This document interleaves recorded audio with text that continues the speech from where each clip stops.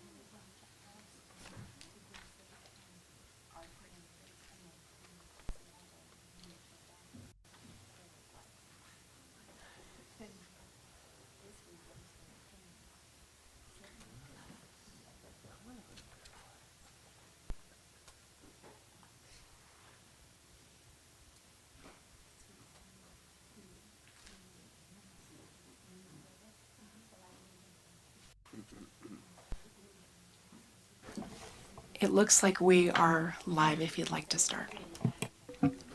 Yeah, okay, we're going to call this meeting to order, make it official. Could we all please rise for the Pledge of Allegiance?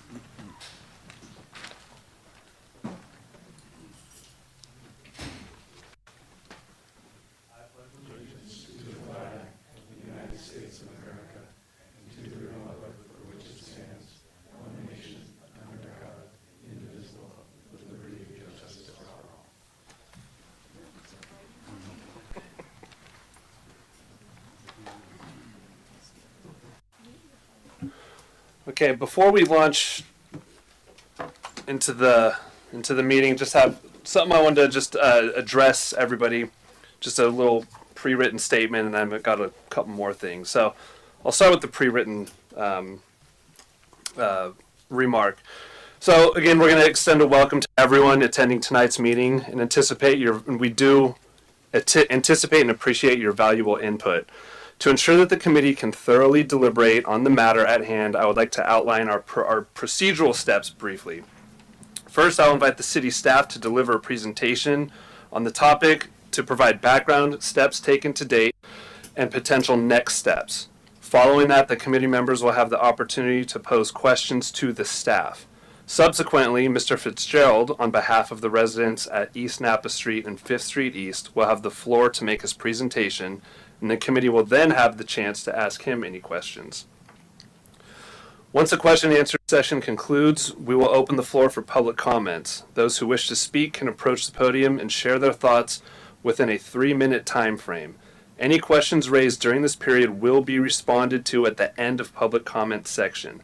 The item will then be brought back to the committee for discussion and direction. In consideration of everyone present and to ensure that every voice is heard, we kindly request that audience members refrain from making comments during the proceedings.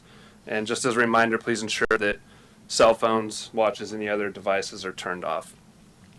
So we're here for a special meeting. This is our first meeting as this committee. Was definitely a lively one. It was great. I thought we had a lot of good debate and discussion. But one of the other things that we want to talk about is moving forward, because we're a new committee, is we're going to try and start a second part of this, which is we want to start creating like a template or a roadmap moving forward about how to proceed when something like this comes up, and it will come up because that's our job. And so we want to provide guidelines. We want to make sure that when something is brought to us, we can look at everything in front of us that's supported by both objective and subjective views, information, evidence, etc. So that way, when the next group is around down the road, we have something in place where we can look at it, and we're not just arbitrarily making decisions, but we're going to help guide this committee and hopefully this city. So because last time was pretty lively, I look forward to a little more of it today, but let's just be sure, let's respect the process, and I think we're going to come to some good solutions tonight. So that's all I have for right now. I'm going to look over and let's do roll call, please. Vice Chair Branconi. Present. Committee Member Brennan. Present. Here. Committee Member Domeno. Here. Youth Member Montgomery Yale. Here. Committee Member Wyrick. Present. Chair Lobsinger. Present. Thank you. Okay, and now we need to approve the agenda, which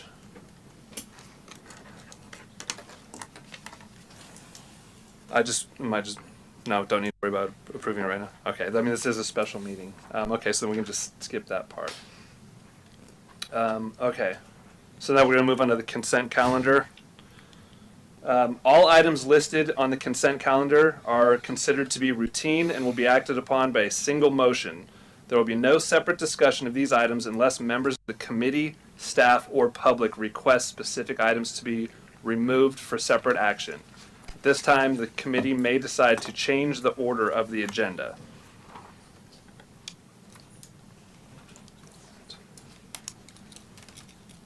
Okay. And it looks like we're going to receive the minutes of this of the meeting from August 22nd, 2023. Correct. So you have received them Okay. already? We got them. Okay, they're all right. So so then I will see if there's a motion to receive minutes. I make a motion to receive the minutes. Oh, I second. So we'll do a roll call vote on that. Vice Chair Branconi. Aye. Committee Member Brennan. Aye. Committee Member Domeno. Aye. Committee Member Wyrick. Aye. Chair Lobsinger. Aye. The motion passes unanimously, or acceptance. Thank you. All right. Thank you. Okay. So it looks like we're moving on to why we're all here tonight, which is the speed management measures on East Napa Street and 5th Street East. So it is our recommendation right now.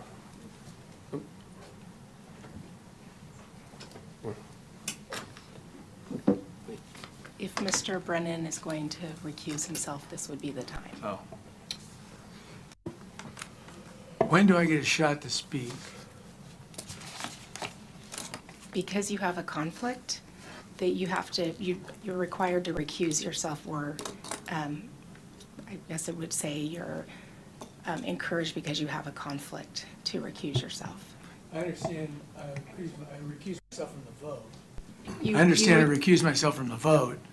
You recuse yourself from the entire discussion, from the item. You have to I don't actually leave the room. understand that to be the case. I understand that as a citizen, I have the right to address my concerns about the topic. I understand that in the process, I sit outside with the rest of the general population here, but I also understand that I have a right to address my concerns and have yet to do so. It's all part of the Political Reform Act. There is, when someone has a conflict, there are very narrow exemptions as to where you could participate as a member of the public. You could come in and express your concerns. I did have a conversation with the city attorney earlier, and we didn't feel that those were, in your case, it didn't meet the threshold for those exemptions. If you would like to talk with the more about it at this point, I can't. My dilemma is, of all the people in this room, I'm the most knowledgeable of the step-by-step, but perhaps Cathy and her husband, who've been here longer, and other people who asked for truck traffic to be prohibited on East Napa Street back in the mid-'70s. I brought the original concern forward, and I understand that I need to sit down and step aside from the vote, but I think it's critical that I have the right as a citizen to speak. Committee Member Brennan, again, I can't require you to recuse yourself. You do have a conflict, which you stated. When someone has a conflict, according to the Political Reform Act, they're supposed to leave the room and then.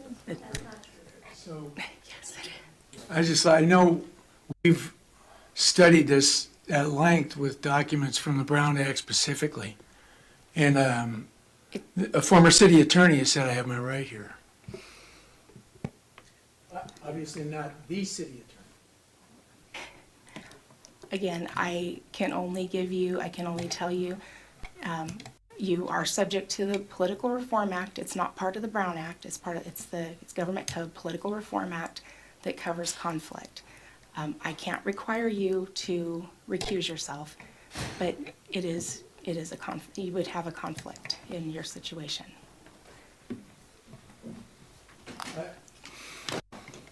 I'm not clear what the difference is between, I understand recusing myself means, and I may have this wrong, I understand recusing myself means I don't get to vote, which When you I think is recuse fair. yourself from an item, according to the Political Reform Act, and if you would like, I can read it directly from the FPPC's website.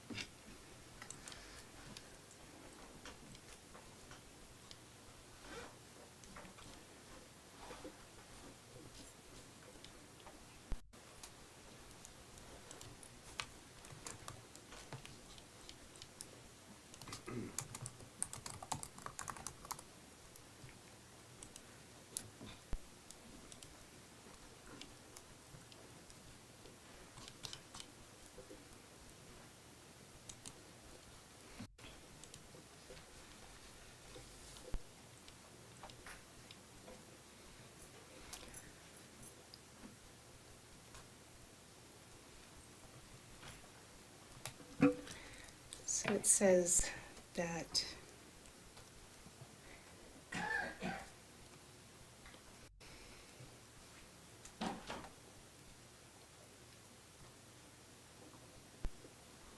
sorry, I just read this.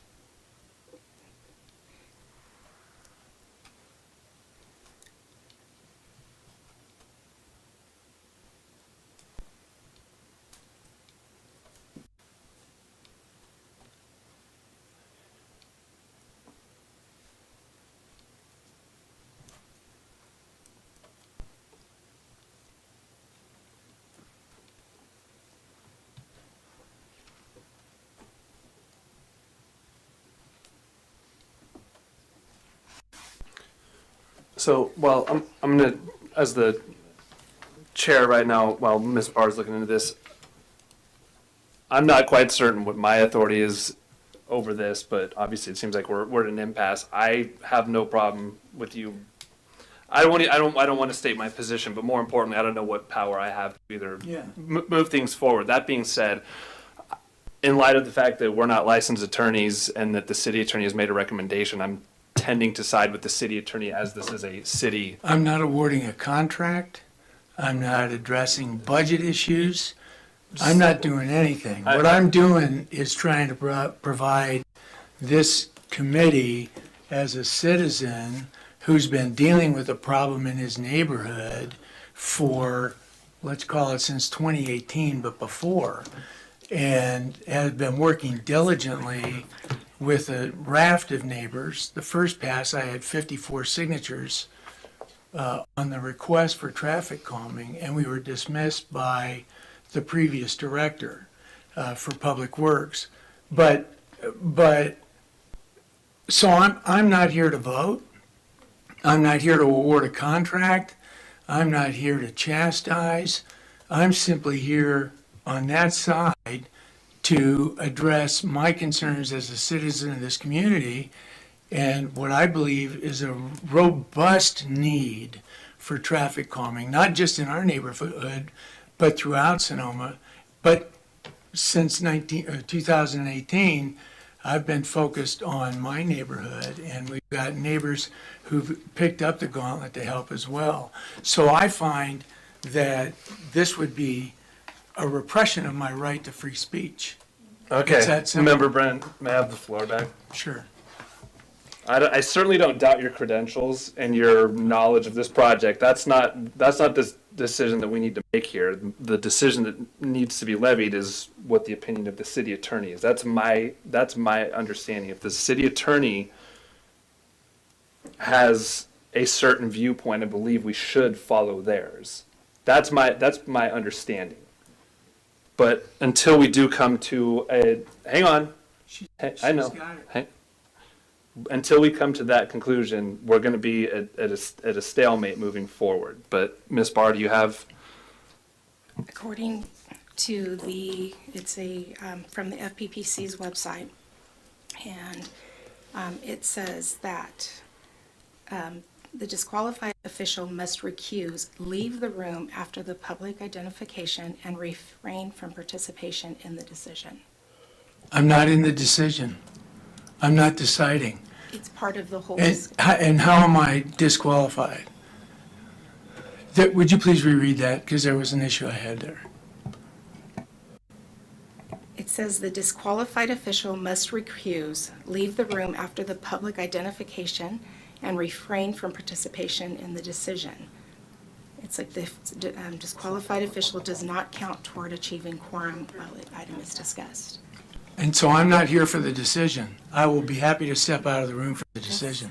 Keep reading right there. If the official has a personal interest in Okay. the agenda item and wishes to speak or appear as a member of the general public. Okay, right now. Thank you. Okay, hold on one second. We haven't even gotten to the issue at hand here. Let's go ahead and take a break. Let's get a couple people together and get this figured out, because if we debate just this aspect tonight, we're not going to get anything accomplished. So I want to take a good 10-minute break so we can get this squared away and get on the same page and move forward.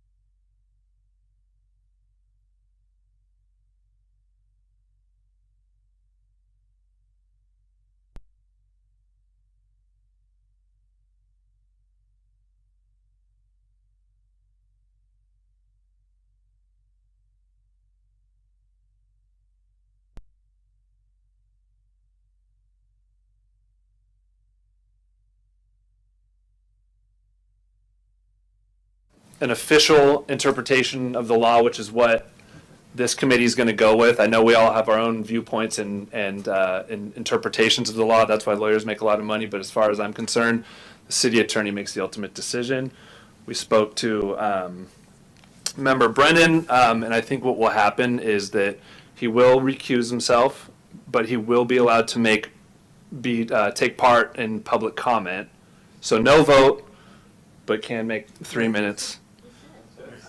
And so, and then the alternate,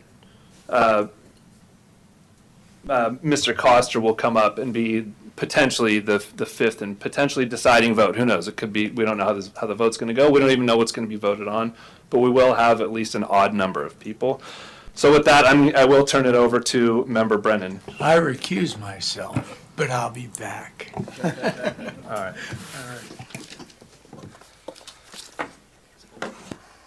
There we go. Okay.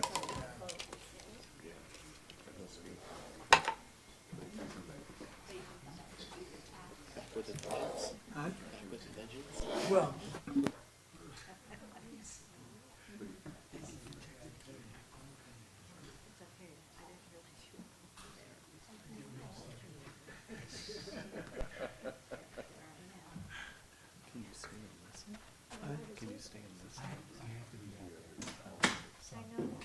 But you come back in and speak later.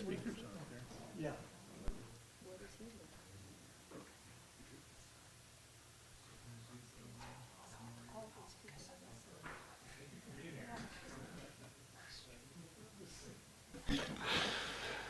Okay. So yes, I'd like to thank Mr. Coster for being here and being able to fill in the last minute. So let's go ahead and move on to the regular calendar. So the reason why we're here, it is recommended the Traffic Safety Committee discuss and provide a recommendation as to which additional speed management measures should be considered at or near the 5th Street East Napa Street intersection. And so I believe moving forward, or at this time, we're going to call up Mr. Berger to present on behalf of the city of Sonoma. Yes, thank you. And in the agenda item summary, I've gone over some of the timeline of event for this issue, and I've summarized those in a PowerPoint, and they're up on the screen. This is for discussions and meetings for the 5th Street East and East Napa Street intersection. Basic timeline, April 9th, 2019, a traffic hazard reporting form was received by Public Works Department, 5/31/22. There was a neighborhood meeting to go over current traffic calming measures. 7/28/22, the Traffic Safety Committee meeting, it was agreed to install additional speed management measures. 9/29/22, speed management measures were discussed further at a traffic engineering safety team meeting. On 7/6/23, there was a neighborhood community meeting to further discuss speed management measures. 8/22/23, the Traffic Safety Committee meeting with new committee members last month. A little more. And then 9/26/23, there was a test meeting to discuss speed management measures at the intersection. And then tonight, 10/3, a Traffic Safety Committee meeting also. Speed management measures that have been installed at the 5th Street East and East Napa Street intersection and on East Napa Street to date. Sometime prior to 2008, bulb outs were installed at the crosswalks. 2019 and 2020 on East Napa Street between 5th Street East and the Sonoma County line striping and marking legends, including bike legends, edge line striping, signage upgrades, including share the road and bicycle route signs, and electronic speed radar feedback sign. In 22-23, edge line striping, red curb striping, and continental crosswalks 4th Street East to 5th Street East on East Napa Street. Yield to ped sign in the median at the bulb out crosswalk. We installed pavement markers at the intersection on East Napa Street to deter high-speed left turns for westbound traffic, and added an entering the City of Sonoma sign at the east end, just inside of town. And with that, I'm going to go ahead and I'm going to turn it over to the fire department for Sonoma Valley. Okay. This thing live? Oh, it's live. Hello, everyone. For anybody who doesn't know me, I'm Bob Norbaum, Battalion Chief with Sonoma Valley Fire. And I'm here tonight just to give you the background of why the fire department is not in support of adding obstacles into the roadway. Why me? Well, first and foremost, I'm responsible for our fleet of vehicles. And the vehicles that we have, as you all know, are very large. Most of the fire engines, and this includes fire engines, ladder truck, ambulances. All those vehicles carry the tools and equipment that we need for a variety of different emergencies, whether it be a structure fire or a vegetation fire or a complicated car rescue. We need to have those tools with us. So our vehicles are generally always at their maximum weight capacity. And when we are faced with obstructions in the roadway, you might not need to slow down in your car, but we do. And if we don't, we can suffer damage. We have a variety of engines that are in our fleet, and the ones that are serving are no knock on our county roads, but I can tell you that the ones that are serving the areas in our county end up with a lot more suspension issues than here in the city. We have great roads here in the city, and we like to keep it that way. So secondly, the reason that I'm here is I have 33 years of experience here driving emergency vehicles around this community. No one currently working here in Sonoma in public safety has as much experience as I do. And I can tell you that as we continue to put obstacles into our roadway, it becomes more and more difficult for us to manage these responses, and it does affect our response times within our community. These engines, as I told you, are very heavy. Even our ambulances, most of them are close to or at the capacity of their weight. So, I think somebody made a comment that I could easily navigate my vehicle around those things at the last meeting, and that's true for a car, but if you take that same car and put as many 5-gallon pails of water in the back and put all your buddies in the car and strap stuff on the roof and try that, it's not very easy. So that's one of the challenges that we face. So I know at the last meeting, we discussed I think one of the commissioners, Commissioner Wyrick, asked about, well, how many responses are we talking about here? So that's why I included the map. It's very hard to see. Would you like me to give you guys a copy of the map? You got it on your screen. Can you see it okay on the screen? Because I know it didn't come out as good as the one I have. Okay, so I wanted to explain what that is first off. So East Napa Street is a primary response route for us. It's a route that we're going to use to access the east side of your community and beyond. Those dots with the numbers in them are reflective of the incidents that we have responded to that we would most likely use that route. We don't really have we don't track our vehicles. Our drivers are trained to drive to the quickest and easiest way to get to the incident, and therefore we're assuming that they take that route to that call. But based on the map here, there's roughly 86 incidents in 1 year, in the 1 year timeline. That might include our fire engine, could include ambulance, could include the ladder truck, or sometimes all of those vehicles, depending on the severity of the incident. So this isn't just one vehicle to those 86 times. Generally, if it's a fire, we're going to have multiple engines responding. And then Shell Vista has a fire station that's right down the street there as well. So they've come to help us for 14 times in that time period. So we use East Napa Street a lot. Our personnel are well aware of the bridge restrictions we have on the east side of town. We must use either East MacArthur or East Napa Street when we're going to incidents into that area. So why are response times important to us? So we are in the business that time is our greatest enemy. And whether it be a medical emergency or someone trapped in a burning building, seconds count. They could mean the difference between life or death for us. And that is why we are not in favor of adding any obstacles that may slow us down.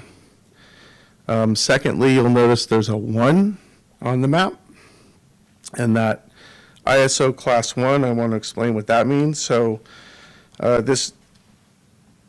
any extension in our response times could threaten our ISO rating. So what ISO is, it's the Insurance Service Office, so everybody understands what we're talking about here.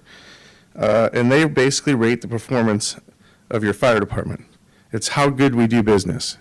It's like you getting an A in school, or, between A or F, their rating is between 1 and a 10.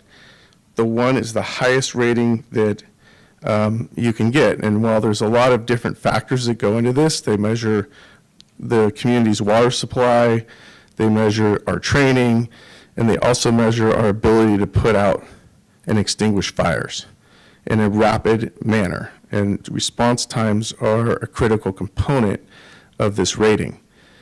The folks here in the city of Sonoma are fortunate enough to have a class 1 rating. What does that mean? Well, most large insurance companies use that rating to determine your rates.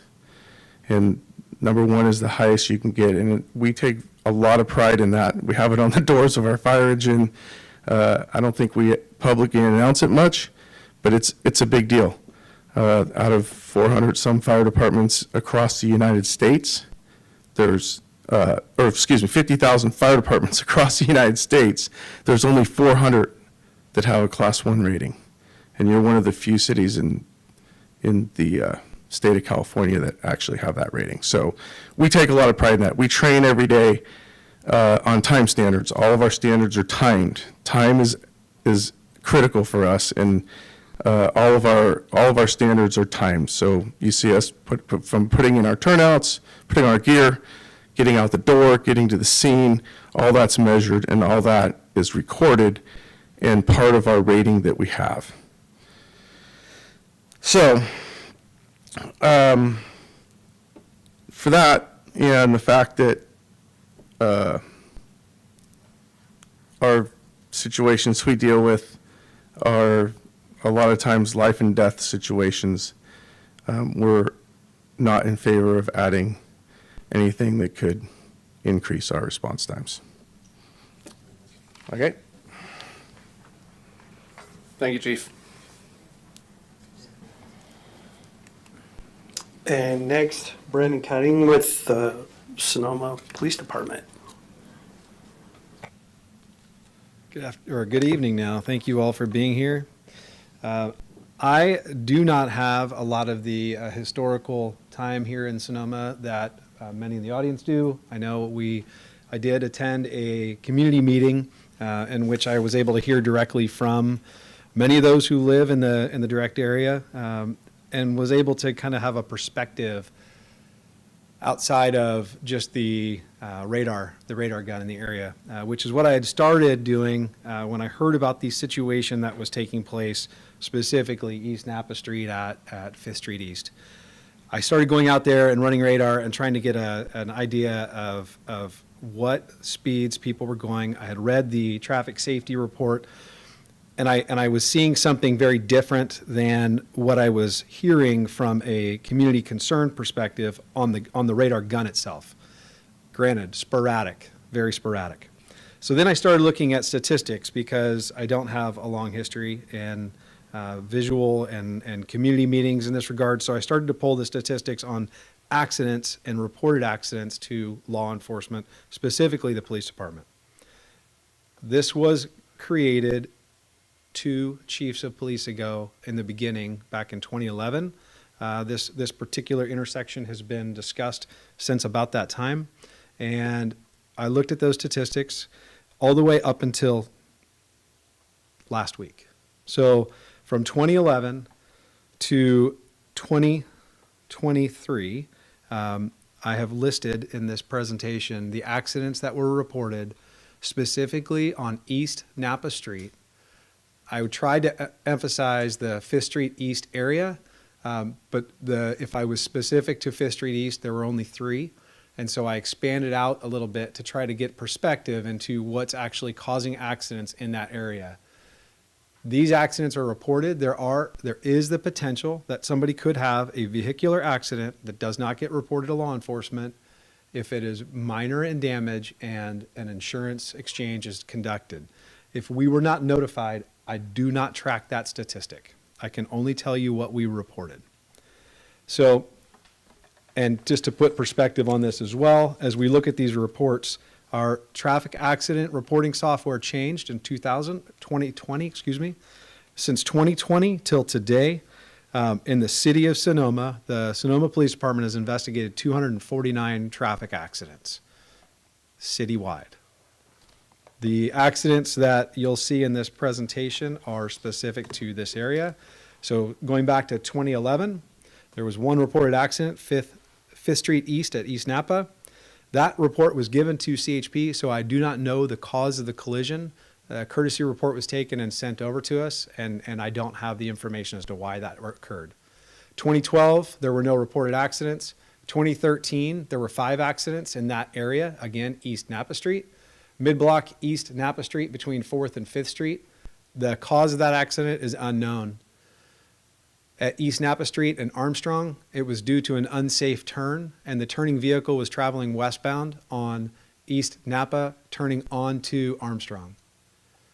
2nd Street East at East Napa, a failure to yield at the intersection. That is a 4-way marked stop. And then the same in the last one, 2nd East at East Napa, another failure to yield in the intersection at a 4-way marked intersection. 2014, 15, 16, and 17, there were no reported accidents in that area.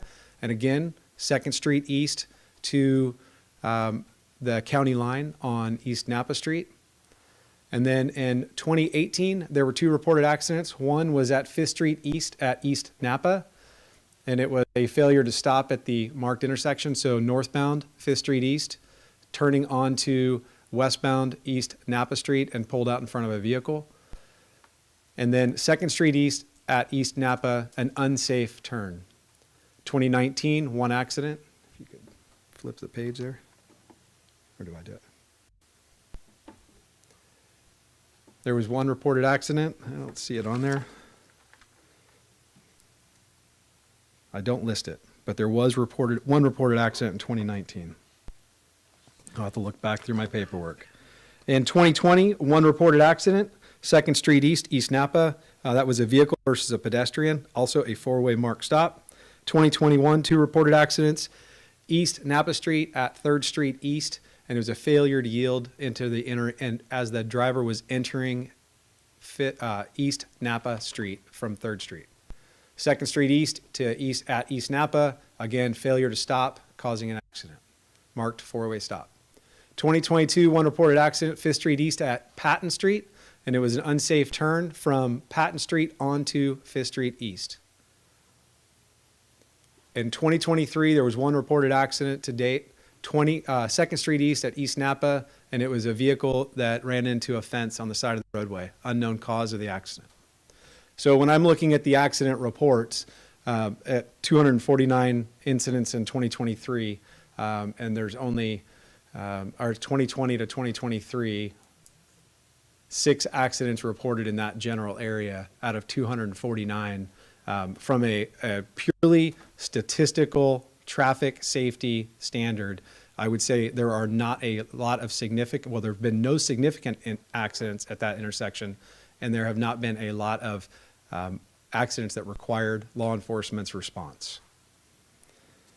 The only other issue that needs to be considered when adding any implement to the roadway is a decision reaction, perception reaction time, and it's a significant issue at that where the current speed modification, I don't know what the term is there, have been implemented with the bulb outs, the speed dots in the center median, and the sign, every implement that you add requires the human eye to find it, be attracted to it, visually seek it, and observe it.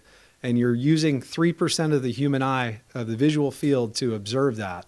So you're taking the human eye away from all of the other implements that have already been in place. And I have a significant concern with distracting drivers further away from what's already been installed in that general area, just as a food for thought that has to be considered as we do these, any modification to that existing intersection. And that is all I have.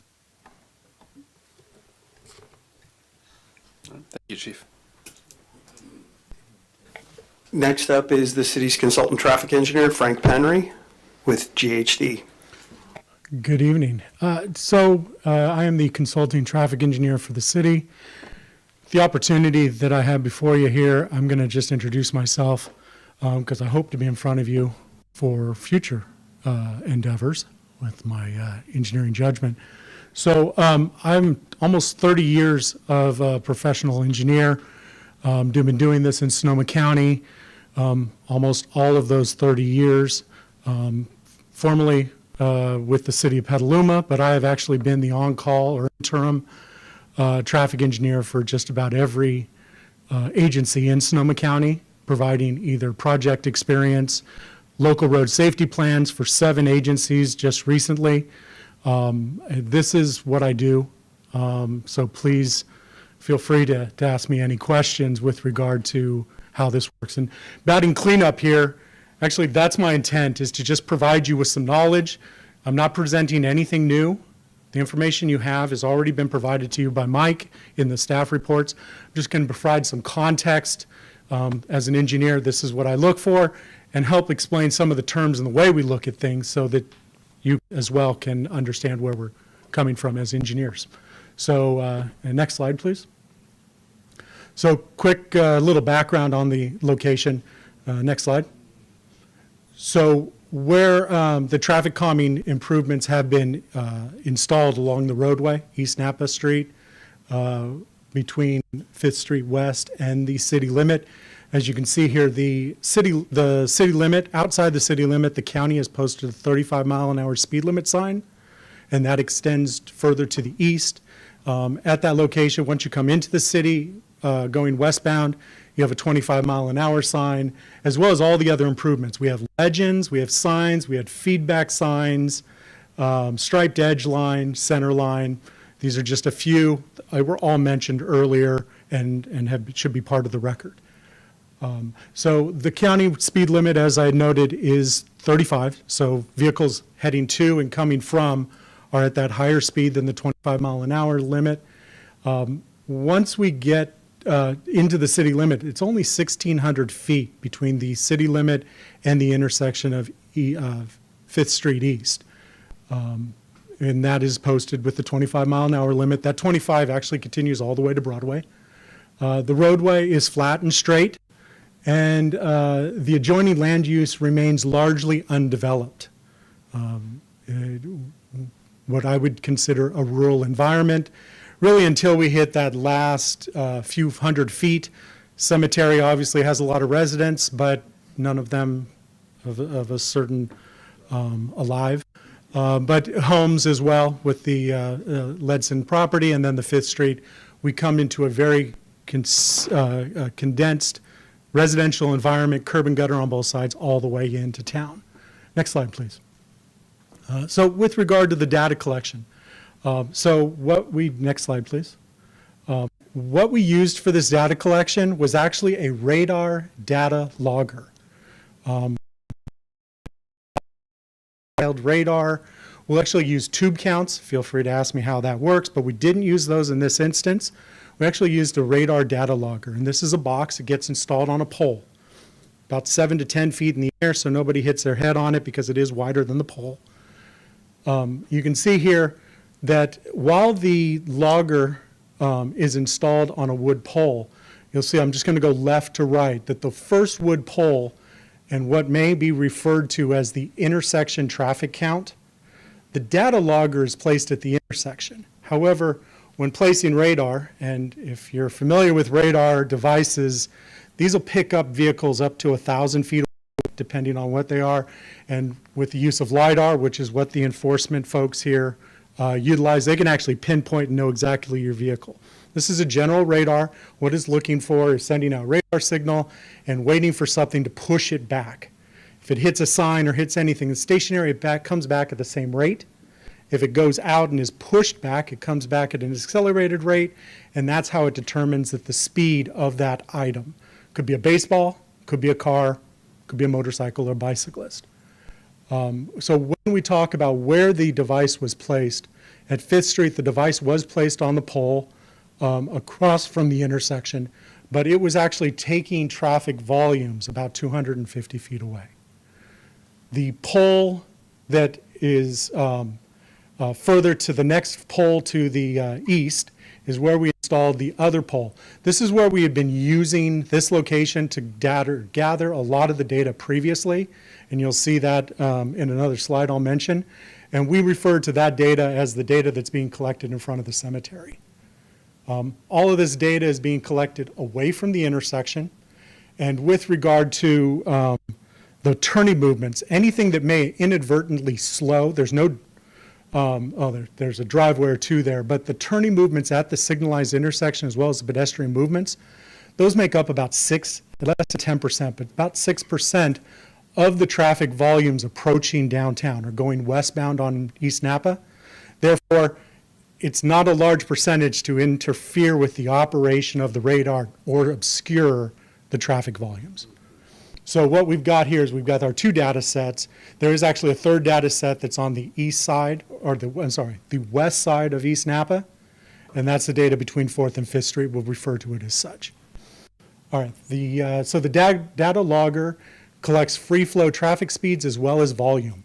So each vehicle, as it's detected with a speed, is counted as a vehicle for traffic volume. Next slide, please. So when we get this data, it fits all the other traffic data that we look at a regular basis. This is a cumulative distribution of the speed, and this is a normalized data distribution. It has several statistical significant items in it. Its terms include the median speed, standard deviation, which is what we use to understand how the curve actually fits a standard and whether or not there's a skewness to the data being collected, as well as the pace. We also collect, you'll note terms I use, 15th percentile and 85th percentile.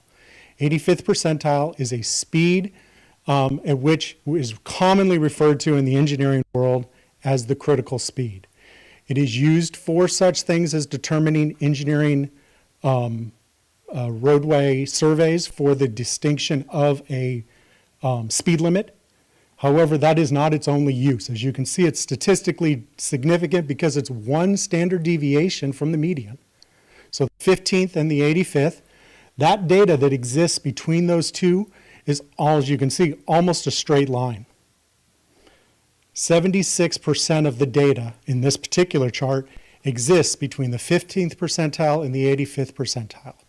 Everything outside of that is considered tailings, and actually that data can be very extreme as far as how that is determined. I mean, not determined, but how it arrives. Those speeds are not as predictable. The probability and the predictability of this data in between those 2 points, I can take this data for 1 hour, get the same curve. I can do it for 4 hours. I can do it at a different location and get this same curve. As long as the travels patterns and the speeds along the roadway are consistent, as they are in this case, we get that same normalized distribution curve. And so this is actually a real curve. This isn't just a textbook item. This is the cumulative speed distribution westbound Napa Street, west of 5th Street. And this is shows a median speed of 30 miles an hour. The 15th percentile is 26 miles an hour, and the 85th percentile speed is 35 miles an hour. The standard deviation, 5 miles an hour. Therefore, our 10 mile an hour pace speed between 26 and 35 miles an hour is the largest number of vehicles that exist within a sliding bar of 10 miles an hour. And as I indicated, that's 76% of all traffic is traveling within that bandwidth. Next slide, please. So this may be a bit of an eye chart for folks in the, but has been previously provided. We have traffic volumes in speed and traffic volume data from 2019. The first column is East Napa Street eastbound. So this is traffic volumes and speed data collected to the west of 5th Street East. The next column, kind of going linearly left to right, is the traffic volume of westbound data, traffic volumes and speeds occurring east of 5th Street East. So we have between 4th and 5th Street, and essentially between 5th and 6th Street, or 5th and Armstrong, really, when we start talking about the next block lanes. Traffic volumes, and you can see all these. Again, all those items I was telling you about, the 85th percentile, that critical speed, the average speed, you use those as you wish, but we use the critical speed as an understanding. Next slide, please. There. So the traffic raw volumes, as you look here at the bottom line of each of those, except for the 2019, I do not know what that traffic volume is, but between 2022 and 2023 year counts, the traffic volume in each direction remains consistently between 2,600 and 2,700 vehicles in each direction. From the city limit to 5th Street, the travel speeds are in a transitional zone. As we talked about, they go from the 35 to the 25, and traffic is slowing on approach into the intersection of 5th Street East, especially within 500 feet of that intersection. Now, the reason we know that is you have your first column that indicates the traffic volumes between 4th and 5th. The second column is those items between 5th and Armstrong. But what we did is, with that location that I talked about, that the counter is perceived to be at the intersection of 5th Street. However, it's actually counting about 250 feet away. That traffic volume was collected by staff to understand further how those traffic volumes are curtailing as people are transitioning along the roadway. We saw the speeds at the cemetery, and if you look between the 2022 and the 2023, you'll see that there's very little difference. Actually, the numbers are relatively the same, 35 mile an hour percentile, 30 mile an hour average speed, and I believe I had a 1 mile an hour, it may not show up there, on the pace. I can't even read it myself, but if it's the same, it's actually the same. However, in comparison to 2019, so that 2022, and correct me if I'm wrong, Mike, those counts were collected after the initial traffic calming devices were included out on the roadway. Is that correct? In April of 2022? The original Some of the initial line stuff. striping? Yes, Yes, those were after. thank you. So from a comparison purpose of the traffic improvements that were initiated, you'll see from 2019 to 2022, you also see a reduction from 37 miles an hour in the westbound direction to 35 miles an hour with that critical speed, as well as the pace was reduced, and that was actually that 1 mile an hour I was mentioning. It's between the 2019 and the 2022. And then over on the far right-hand side, that third column, because we only collected it once, and it was really because we appeared to be stagnant in our reduction of speeds, even though more improvements were being done, particularly at the intersection. We put the raised pavement markers on the center line, and we wanted to see how those were further impacting travel speeds. And what you'll see here is that the 85th percentile, just east of the intersection, are actually reduced to 27 miles an hour. So while about 500 feet away, cars may still be going 35, they're in transition, they actually get to about 27 as they approach the edge of the intersection. We'll say about 200 feet away. That's what that data logger did. As I indicated, not impacted substantially by the 6% turning vehicles. However, we didn't worry about whether the low end was a problem. We're actually looking at that high end and seeing that same base curve, that nominal distribution, existed on that count the same way it did on all the other counts. So statistically speaking, the data was in that normal distribution. And that was my last point, I believe my last slide. Yes, it was. So I said questions, but hold those out for later. I know you're going to get on to the public comment. Thank you very much. All right, thank you. Does the city have any other presenters? Okay, so at this time, we'll look at the committee members. If the individual committee members have any questions for any of the three presenters. I know I have some. I just have a question for Chief Norbaum. Actually, just a couple questions. I just want to, can we pull the map up of the response routes and locations? I just wanted to, and maybe I missed it, just clarify the color coding and the numbers within the color coding and what those Right. Yeah, it's a little confusing. So the color coding is the basically like the hotspot. So the green is the highest volume of calls with it's green's the least. Sorry, that's why I brought my backup, Trevor. Without referencing the image, there'll be a circle. You want to get the microphone? I can further explain it though.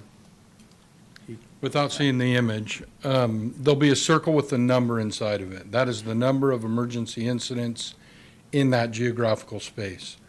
They're colored different because of volume. So, and I don't recall the colors, but yellow would be less than red if it was a red circle. There sometimes is a single blue pin with no number. That indicates one incident. Gotcha. That's just the software program that we use to aggregate that data. That's how it reports it. There's a couple other ways to report it, but we thought that represented well.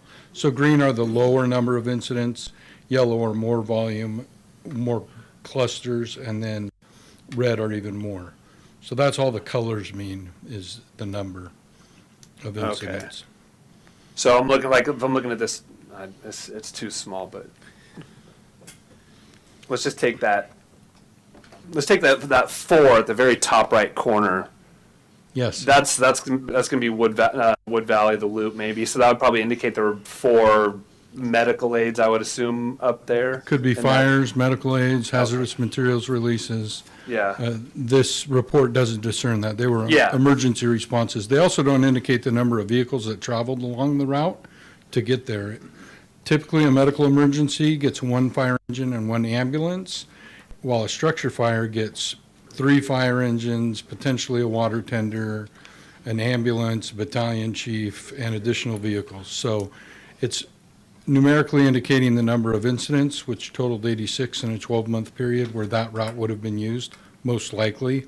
I can't speak to road closures or another reason someone would have taken a different route, but 86 incidents on a perfect day when that road's open, that's the route we were going to take. But it doesn't break down whether or not if it was medical or mutual aid to Shellville.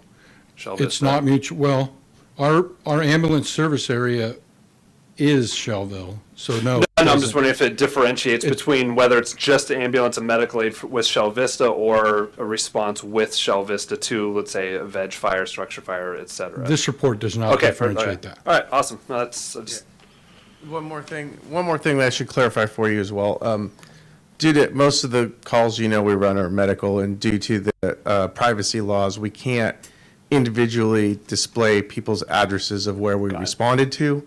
So this is how we can publicly disseminate that information to you. Got it. That makes sense. All right, cool. Thank you. Anybody else? Yeah, if anybody else has any questions, I just want some clarification on that. I have a question for Chief Cutting.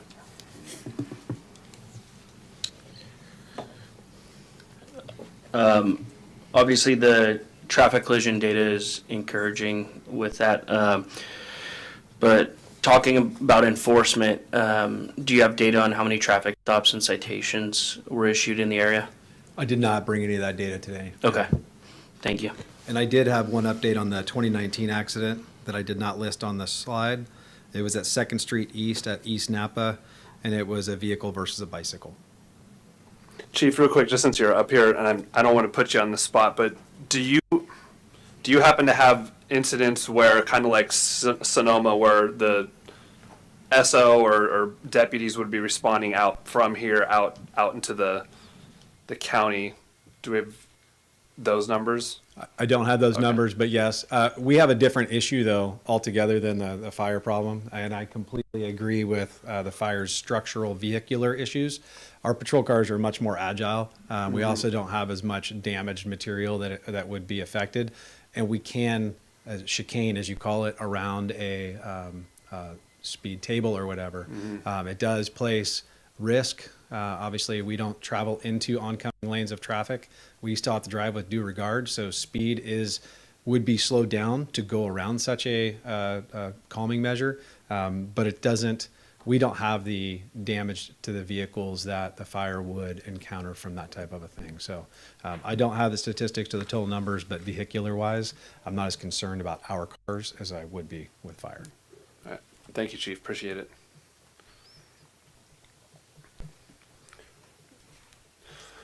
Any other? Oh, good. Yeah, one question for the traffic engineer.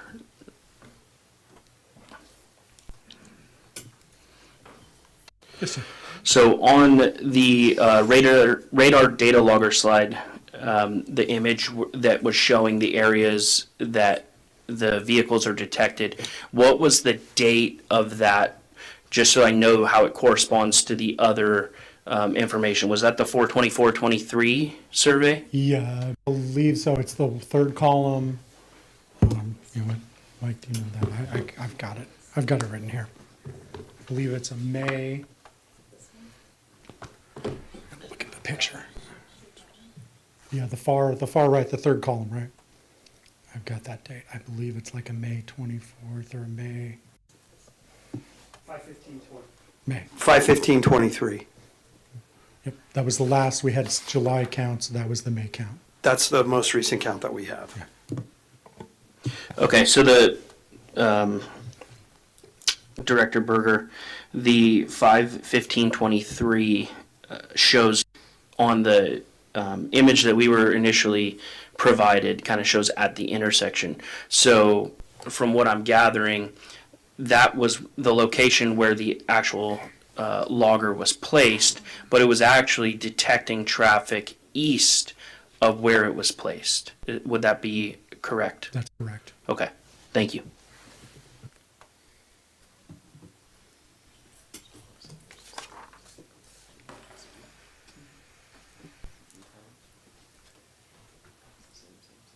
Okay.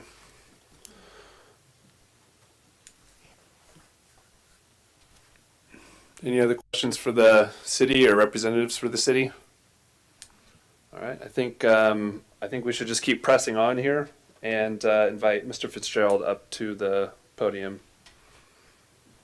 Thank you for coming, Mr. Fitzgerald.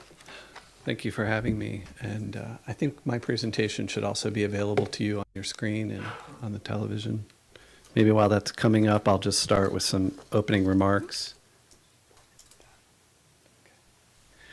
With apologies to those of you who have heard me before, some of you have not, and I think it's important to provide the context for the issue we're looking at today. My history with addressing traffic safety at the intersection of East Napa and 5th Street began about a year and a half ago when a car that was speeding down East Napa Street turned too quickly onto 5th Street East and instantly struck and killed my dog.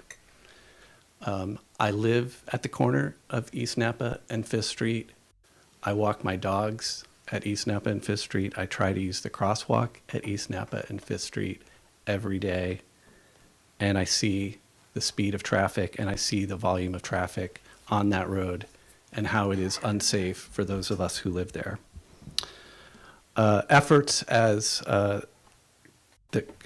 Committee Member Brennan said, to address the speed of traffic at this intersection predate my efforts. They go all the way back to 2018. Those of us who live here, live on East Napa Street, have been asking the city to do something about the speed and volume of traffic on our residential street for over 5 years. When I first spoke to the City Council back in June 2022 after my dog had been killed, We had a robust discussion and there was interest among the council members to support a three-way stop sign at the intersection. But the city, Department of Public Works, advised against taking action at that time. They had concerns about using stop signs, and there were some concerns about whether or not it was the consensus of all of us who live there that stop signs would be best. So what the council asked us to do is take some time, take a pause, work with the city, implement some traffic calming measures, and see if they work. The promise in that was that if they did not work, additional action would be taken, and if there was consensus, additional action would be taken. So today, we have tried what the city has proposed. It has not worked, and we have community consensus. And I will be sharing information on each one of those points with you. Our recommendation is for what are called offset speed tables. Speed tables have been proven to work in many locations. They have also been proven when you offset them to minimize the delay in safety vehicle traffic. And our recommendation is also based on studies that have been done over 4 years at a consistent location, consistent with the guidelines of the California Department of Transportation. With that, I'd like to review some of the information that you've heard before. I'll try and be brief so as to not be repetitive, but I will say that in many cases, looking at the same information, our conclusions are very different. So this is a chronology. I think the city has done a nice job presenting this. What I would emphasize in this chronology is you'll note that there have been 3 studies east of the intersection, 1 study in the intersection, and 1 study between 4th and 5th Street. So we have 1 study at the intersection, 1 study between 4th and 5th Street, and neither one of those studies give us any indication of whether or not the traffic calming measures are working because we have no before and after. We don't know if traffic was going just as fast through the intersection before the traffic calming measures as it is today. I think it's helpful, and I think the city has kind of presented its information along these same lines, to think about the traffic studies in terms of 3 zones. Zone A is the area east of the intersection, Zone B is the intersection itself, and Zone C is the area between 4th and 5th Street. As I said, Zone A has been studied 3 times at a consistent location, consistent with California Department of Transportation guidelines on where to place a speed monitor. Zone B has been studied only once, and the location of the speed monitor in this location is inconsistent. In fact, is explicitly not recommended by the California Department of Transportation. And in Zone C, we're measuring traffic that's moving over a pretty short distance between the stop sign at 4th Street and the crosswalk at 5th Street. Again, we only have 1 study there. It's clear from the 3 studies that have been placed east of the intersection that the traffic calming measures are not reducing traffic speed to a safe level. At the 85th percentile, cars headed east are going 35 miles an hour or faster. That is 10 miles an hour over the speed limit.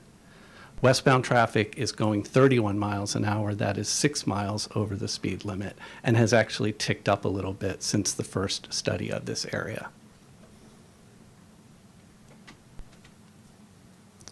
So why does the 85th percentile matter? You've heard a little bit about this. It matters because of the extremely high volume of traffic on our street. So if we look at a daily traffic volume of about 5,407, that breaks out into 2,680 headed east and 2,727 headed west. At the maximum hour, it's 442 cars an hour headed both ways, and 492 in the PM maximum. So what that means is 15%, at the 85th percentile, 15% of cars going up and down that street are going over 30 miles an hour as they approach the intersection.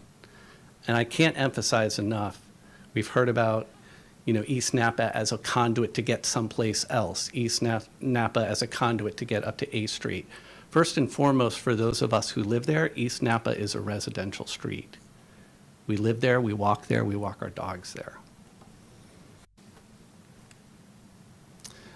Using the 85th percentile, at the peak hours, you would have 221 vehicles roughly in each direction going at those 85th percentile speeds. That's a car in the AM peak hour of every 8 seconds approaching that intersection at a speed that exceeds the 85th percentile.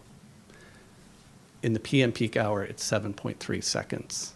This is a lot of cars going very fast approaching the intersection.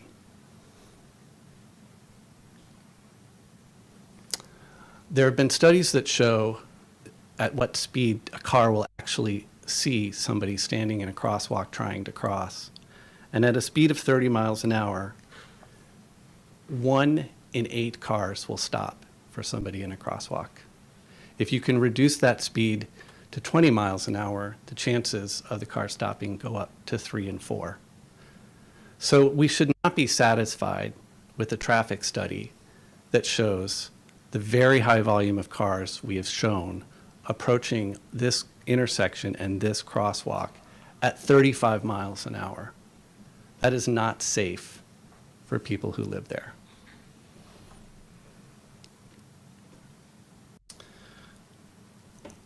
The next area that has been measured and is the most recent area that was measured is Zone B. Zone B is the pole-mounted study. And I would note that in the original information I got from the city, this red square that you see on the map here is where the city indicated the traffic monitor had been placed. In that location, the traffic monitor would pick up cars, not only cars turning left off of East Napa onto 5th Street, but also cars that were turning left off of 5th Street onto East Napa. When you have a monitor in this location, you're going to get the speed of some cars that are going through the intersection, some cars that are turning left, and some cars, if you're fortunate, that might actually be slowing and or stopping for a pedestrian in the crosswalk. So you have a mix of speeds. You're artificially lowering the average speed that's measured at this location. It's like if you have one car going 40 miles an hour and another car going 10 miles an hour and you take the average, you get 25 miles an hour. That would not be a safe traffic scenario for this intersection. And I think the average speed that was measured at this intersection was about 22.5 miles an hour. So again, not slow enough to be safe for pedestrians trying to cross there. I've talked about the mix of traffic. It also included potentially fully stopped traffic if there's someone trying to cross. This study, this Zone B study, I think has to be rejected out of hand. It's not consistent with any of the other studies. It doesn't provide a pre and post indication of whether or not the traffic calming measures are working. It artificially lowers the average of speed by including turning vehicles. And as I've mentioned a few times, it's not consistent with the California Department of Transportation guidance on where you would place a traffic monitor. I've given you the citation here just to read it. Location of speed measurement should be chosen to provide true free flow speeds. Areas to avoid include intersections with high turning and cross movements. That is the intersection we're talking about, 5th Street East and East Napa. Lastly, in terms of the measurements, I want to turn to Zone C. This is the measurements of traffic speed between 4th and 5th Street. It's measuring westbound traffic in the study that would be leaving, that's coming from the crosswalk rather at 5th Street East and going towards 4th Street. Eastbound traffic coming from the stop sign at 4th Street and going towards 5th Street. And what I think is truly alarming is that in that very short distance between 4th Street and 5th Street, at the 85th percentile, eastbound traffic is going 30 miles an hour. So it's going from a stop sign to 30 miles an hour in less than a block. that cannot possibly be safe. And in the opposite direction, when it's leaving the crosswalk at Fifth Street, it's getting up to 28 miles an hour. And it might bear repeating, this is a 25 mile an hour residential street. So I think these points should actually be points of consensus on the facts. I don't think they are points of consensus, but I think they should be. All three studies that have measured traffic speed approaching and exiting East Napa and Fifth Street have shown a high volume of traffic traveling at an unsafe speed. In Zone B, we're including turning traffic as well as traffic that's slowing or stopping for pedestrians in the crosswalk. We have an artificially low average speed, and it's a speed study that is inconsistent with the California Department of Transportation specifications. And in Zone C, we have traffic that is accelerating at an unsafe rate between 1 block of distance. In terms of consensus, I'd actually like to quote what the city itself said after the third study that was in Zone A, the area east of the intersection. After that third study, the city itself said, "We have completed installing the planned traffic calming measures on Napa and completed another speed survey.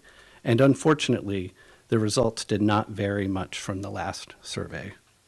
In terms of future plans, we need to consider," I'm paraphrasing here, "additional traffic calming measures such as thick paint striping, possibly a raised crosswalk, which would be, similar to a speed table, a raised area in the road, or back to the original concept of a three-way stop." So it was only after the third study of speed in Zone A, which is measuring true free-flowing traffic, it was only after that when the city put the speed monitor in the intersection and got the result it was looking for. That intersection speed study is not valid and should not be relied on to make this decision. I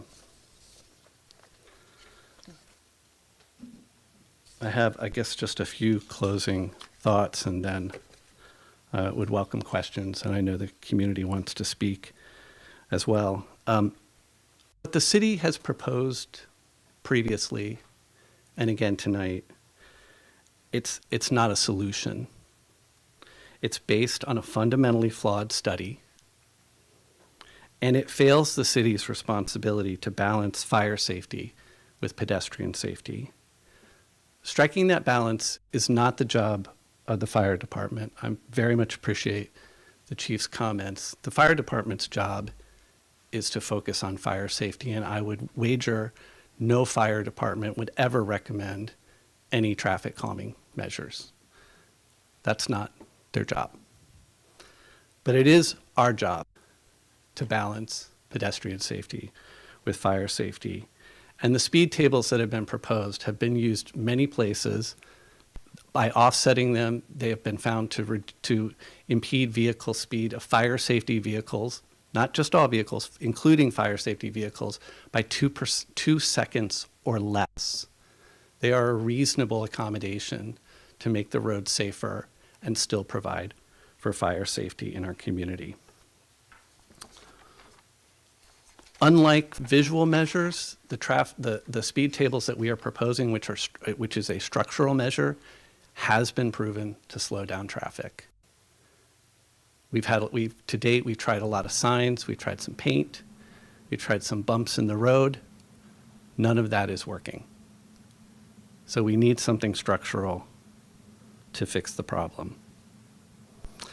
I also want to say that to reject the idea of using speed tables on East Napa because it is a collector street, which is relevant to safety vehicles' use of it, means that all of us who live on collector streets, not just those of us who live on East Napa Street, will have no recourse to slow the speed of traffic where we live. And we are not alone in being a residential street that is a collector street. I think the city is more generally trying to address safety in its community, And there are other collector streets such as West Spain Street, 5th Street West, and Verano Avenue that if we can't have anything that imposes even the slightest of 2 seconds impediment to safety vehicles, we're not going to be able to do anything at all. So I think we need to take this responsibility of balancing pedestrian safety and vehicle safety with fire safety seriously. I wanted to address also the collisions at the intersection. Chief Cutting mentioned vehicle accidents. What doesn't get reported to the city is when a dog gets hit or a cat gets hit. My dog is not the first dog to be killed at this intersection. Before I moved there, another dog was killed. Since I've lived there, 2 dogs have been struck. Most recently, a cat was killed. I hope we don't have to wait for a person to be hit to do something that will actually slow the traffic down here.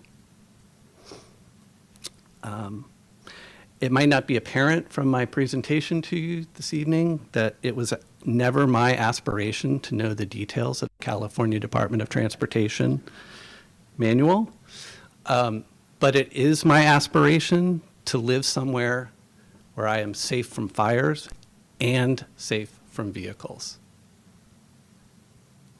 I don't think that's too much to ask. I'd also note, and I believe this has been shared with you, and you will hear from some of my neighbors, that there are over 50 of us who share this same aspiration. There are over 50 of us who believe we don't currently live on streets that are safe, and over 50 of us who are asking you to do something about it. The committee's doing important work to assess the facts and balance the interests of the community. Each of you is playing an important role in accomplishing that goal. It's time to install physical traffic calming measures and fix the unsafe speed of traffic on East Napa Street.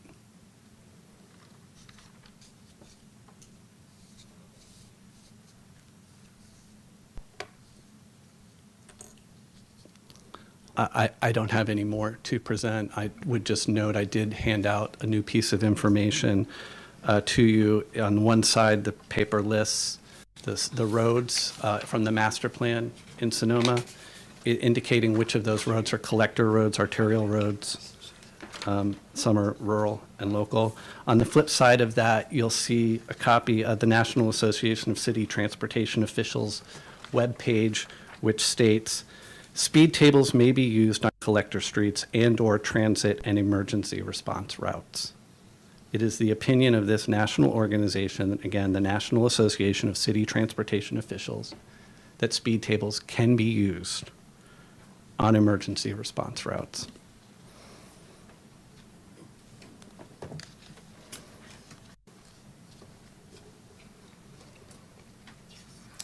All right, thank you, Mr. Fitzgerald. Just one quick favor. Member Coster did not get a copy of this. Do you have an extra copy of that last sheet of paper, just so we all have? Oh, the last sheet of paper. Yeah. Thanks.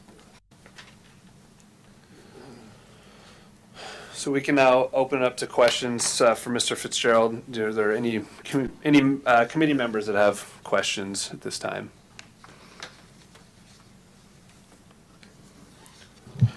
I have one quick question. I asked a clarifying question earlier with, is it GHD Engineering? So when you reference Zone B, that's the 51523 survey that you're referencing? Yes. Okay.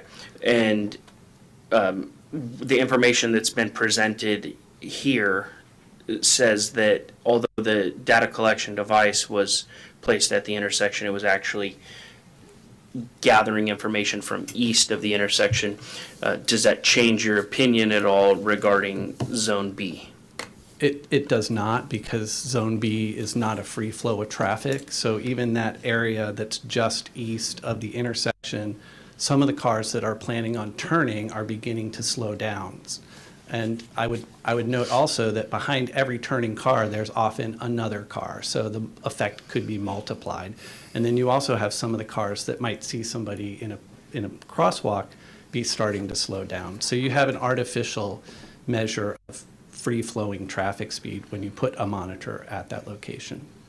And Thank you. And I, as I said earlier, that is why the Department of Transportation does not recommend putting monitors in intersections.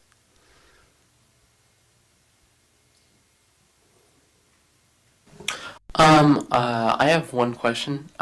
You mentioned that your main proposal was to add speed tables, and it's obvious that there's the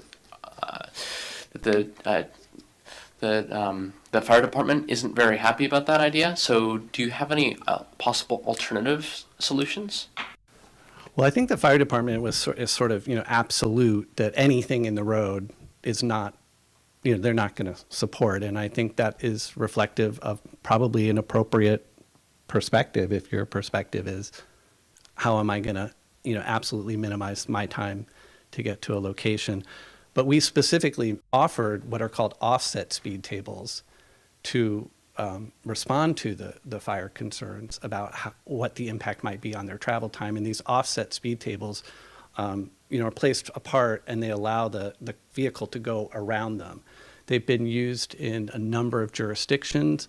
They've been used in Portland. They've been used, I think, in Marin. You may hear from others. They're not novel. They've been used in many places and found to work. Does that answer your question?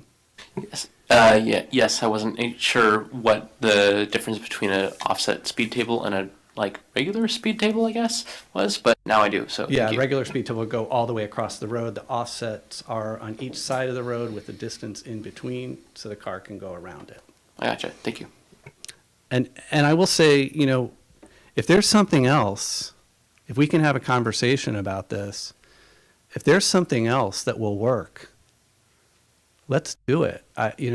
But proposing nothing, I think actually the city is proposing red paint on a bulb out. I don't know if that includes painting the curb in front of my house red, which would also mean I couldn't park there anymore. I think that's an interesting response to making traffic safer. But if that's what we're getting, that's not adequate. If the fire department has something else, we'd love to hear it. If the city has something else, we'd love to hear it. We've done our best as a community of people looking for solutions.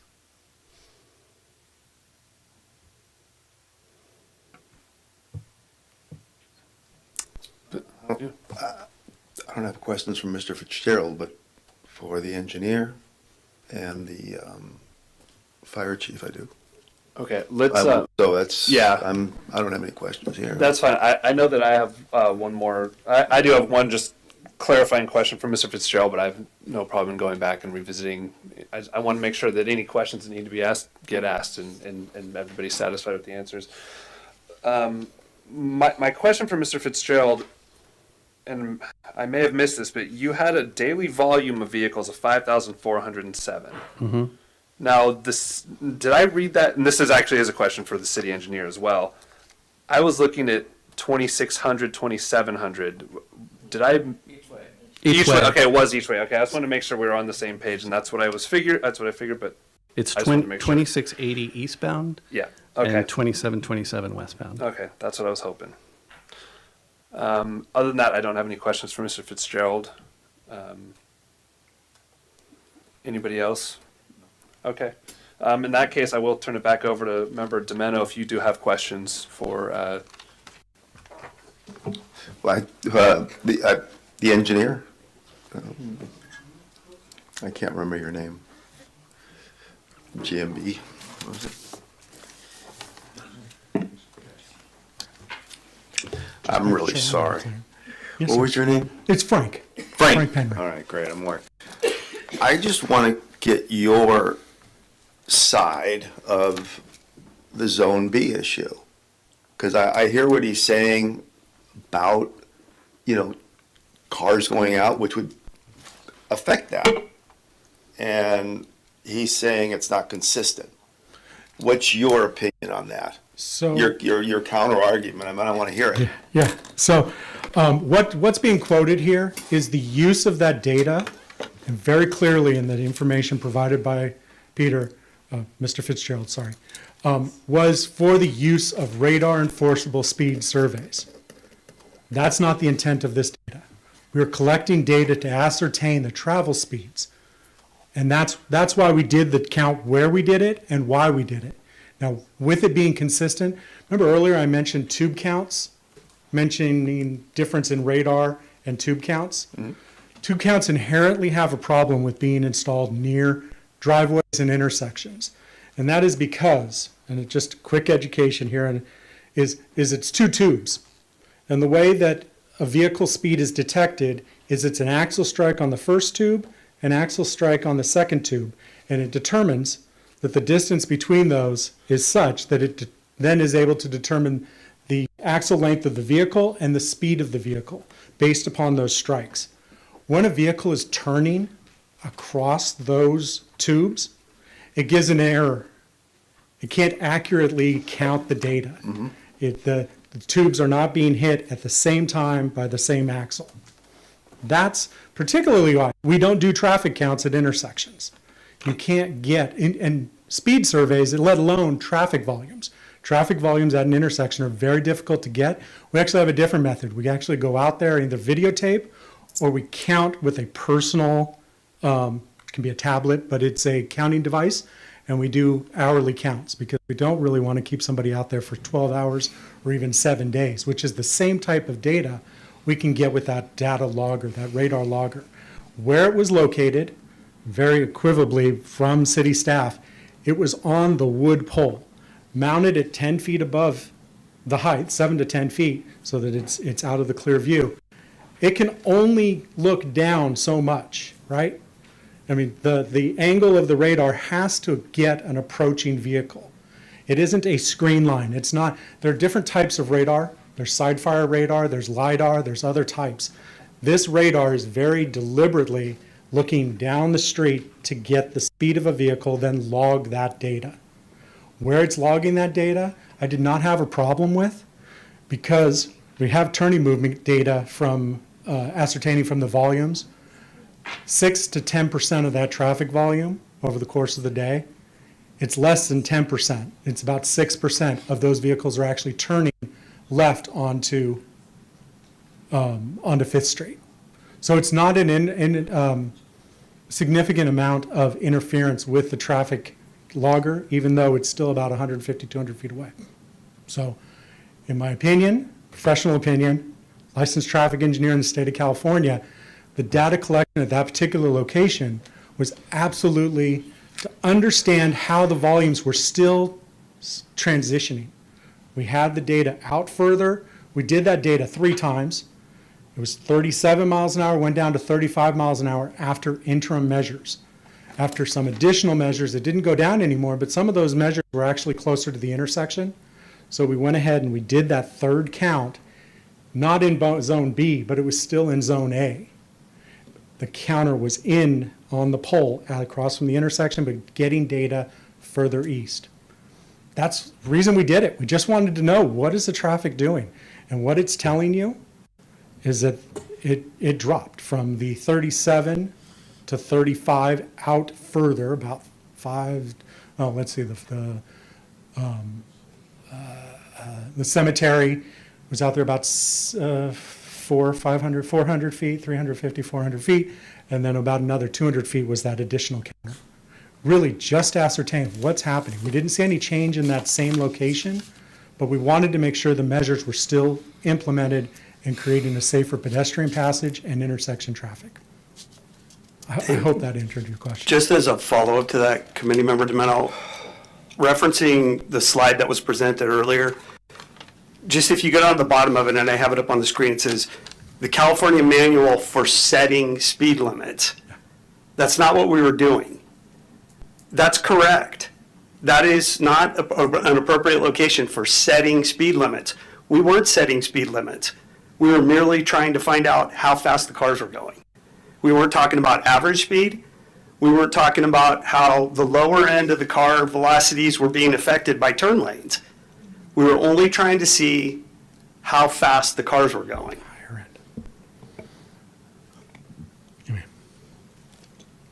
Yeah.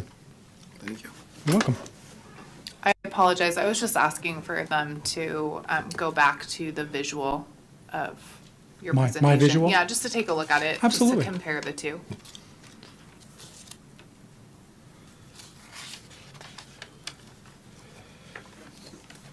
Director Berger, while they're doing that, if you don't mind, Mr. Fitzgerald referenced the red paint topic. Is that something that the city is still looking at doing? Yeah, right in the agenda item summary, one of the things that was brought up was making the bulb outs more visible and putting some high reflectivity features on the bulb outs. And yeah, we are still considering doing that. Okay, got it. Just so that I can comment on that while we're still working on this. Having gone out to the intersection quite a few times since all of this came to light, and me being on the committee, I would say that my observation as far as the line of sight concern, I didn't observe vehicles there parked in front of that residence at all. And I don't believe that's the main contributing factor to the line of sight issues. I would say that if there was anything, it would be the hedges and the fence. So just my opinion on that. I don't know that the red paint in front of the residence to prevent parking is going to be really effective in the line of sight issues. It may draw more attention to the bulb outs, but as far as the line of sight is concerned, I don't see that benefiting. And that's fine, and that was purposely left off the agenda tonight, just Okay. because we're talking about speed at the intersection and how much effect the traffic calming measures have had or haven't had, and just, we thought this was enough. Okay. For one night. All right. Member Demendo, you had questions for, was it Chief Cutting or Chief Norbaum? Chief Norbaum, actually.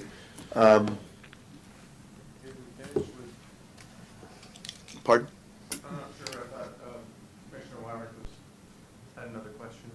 Oh, I'm sorry. Okay. Got it. No, it just, the 86, you're talking about 86 times in 12 months, you've traversed this road. That's correct. On an emergency. Roughly, I mean, Yeah. we don't track every single response every single day, so it's just a matter of a rough idea of, how often we're going to be going into those areas that would be accessed by Fifth Street East as a primary response route for us. Yeah, and I'm, just like, I've been out there a lot, and, it's just, you hear both sides and you want to balance it out. I mean, I hear your side, and I just question, there is a lot of traffic. I mean, you hear the speeds, 1-2 miles an hour. I mean, I don't think it makes a difference if it hits somebody, whether you slow them down that little bit. With the roundabouts and other areas in the city that you have to deal with, you're talking about seconds. And I understand seconds. I can really appreciate that. And like what was mentioned,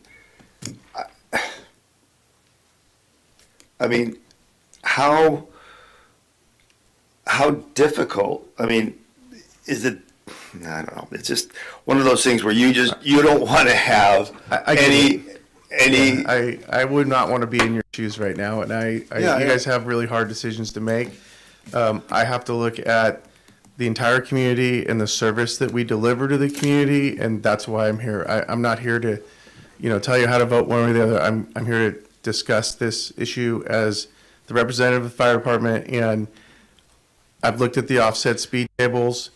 We're still, and we've discussed it at our agency, we're still not in support of them. Those are better than the regular speed tables, but in that location, I know it's done in Portland and other areas, in that location, if we're going eastbound towards 8th Street East, the car that's going to require us and our apparatus to get completely into the other lane to completely avoid that obstacle, as I refer to it, in the roadway. And that is contingent on that person and coming in the other direction, getting completely off the road. And there's no shoulder there. And I just hesitate to think that everybody's going to do that for us. People are generally don't. For those of you that already drive Code 3 and emergency vehicles, you know what I'm talking about. You're not usually given the road completely like in a perfect world. So if we don't get that car completely off the road, if that person driving the Beamer or the Tesla doesn't want to put their car in the dirt, we're still going to have to go over that obstruction in the road, speed table, whatever it is. So we're still going to have to slow down. Seconds matter. These things are also cumulative, so you have to look at it from my perspective as being here for 33 years. When I started in 1990, we could get around town much faster than we can now. There's more traffic, there's more lights, there's more signs. All of these add up. And I'll leave you with this. The most common question that I get when I arrive at an emergency scene is, what took you guys so long to get here? And my standard answer is, I'm sorry, we went as fast as we could. But in reality, it was, I'm sorry it took us so long. We were encumbered by a traffic light, 1, 2, 3 stop signs, and now possibly a speed table. So that's how I have to look at it, if you understand what I'm saying. And we also have to look at, the data that you've seen here today, and you guys need to decide what's more important. Any other questions? I mean, okay, so we live in a perfectly imperfect world. And again, I really sympathize. And it's just that, and I don't want to take too long with this thought I have, but because I've been on that end where, those seconds matter. But with the amount of traffic, see, when the car count that's going on that road, I mean, when you're on that road, what speed are you going? I mean, there's so much with all the traffic. I mean, is it that much of an impediment if you have to slow for that bump, if you have, 2,700 cars moving there throughout the day? It's just dependent on the amount of traffic and, whether they give us the right of way or not. Yeah. And that's our issue. Yeah, it's. Seconds matter in our business. They honestly do. And I really have to, I have to balance it all out, and it's a hard decision to make, but these things add a cumulative effect to our ability to respond. And like you said, you've been on the other side, and I've seen it, and I've questioned myself many times on hey, if I got there a few seconds sooner, would this person have lived or not? That's the world that I live in. Thank you.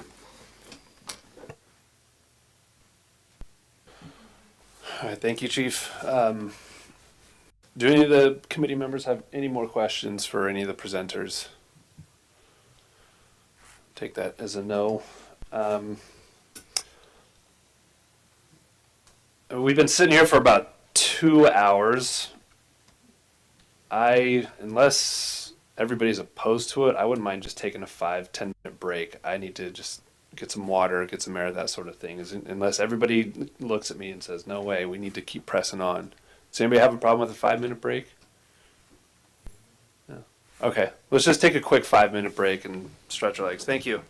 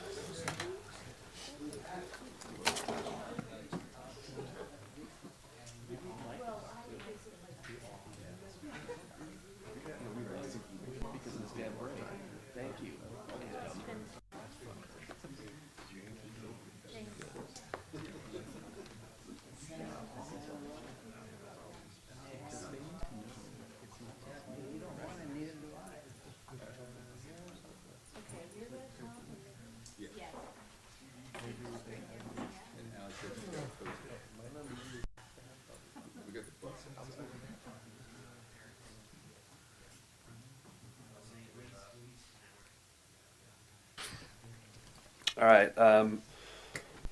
Before we check to see if there's any public comment, and I think there will be, the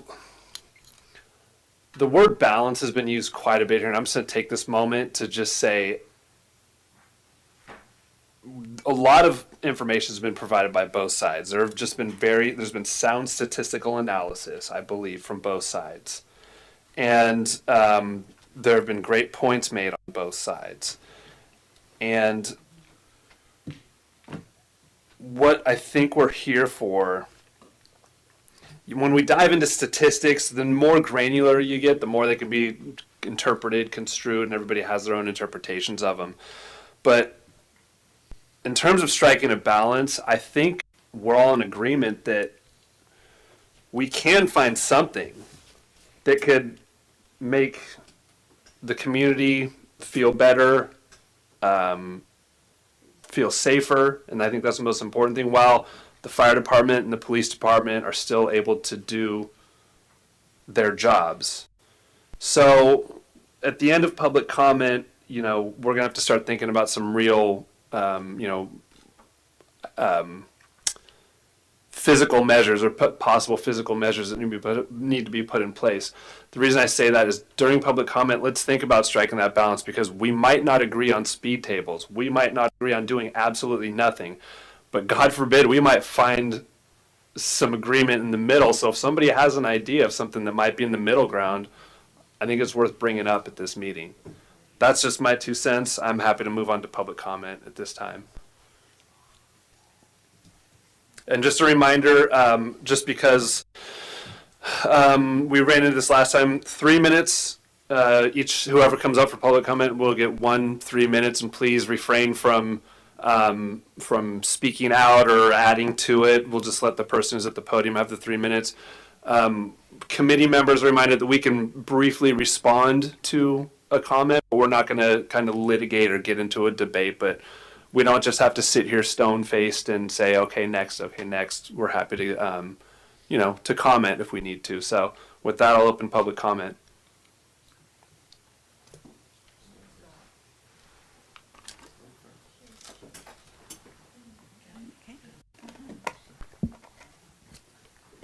My name is Cathy Block, and my husband Dennis and I are neighbors of Peter and James. Almost every day, we walk the neighborhood with our dog, and among our usual routes is to cross either 5th or 6th, walking to or from the plaza or 7th Street. I'm referring to Zone A and B that Peter had mentioned. We see speeding cars every time coming from both east and west. We carefully plan our crossings, sprinting across with our dog to avoid cars that rarely slow down, let alone stop. It's obvious that many are speeding, making it more likely they'd be unable to avoid a collision with something or someone, and we just can't run as fast as we used to. So we wonder if the monitoring done by the city has captured the real danger of cars speeding in these zones, those cars going over the speed limit, and that's exactly what has us most worried. We appreciate that the fire department would prefer not to navigate speed tables, but according to the Department of Transportation, speed tables were developed specifically to accommodate fire engines, and DOT research could not find evidence that speed tables actually cause damage to fire trucks. The DOT has suggested that potholes, uneven asphalt, manhole covers, and drainage does that damage. Remember, we're talking about speed tables, not speed bumps. I also learned that some fire departments don't like traffic circles either, but we have them now in Sonoma Valley, and we're getting more.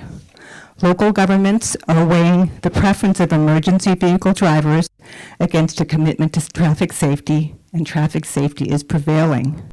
Please remember for that every one time a fire engine would need to travel on East Napa Street to an emergency, there are thousands of cars speeding dangerously on the same road.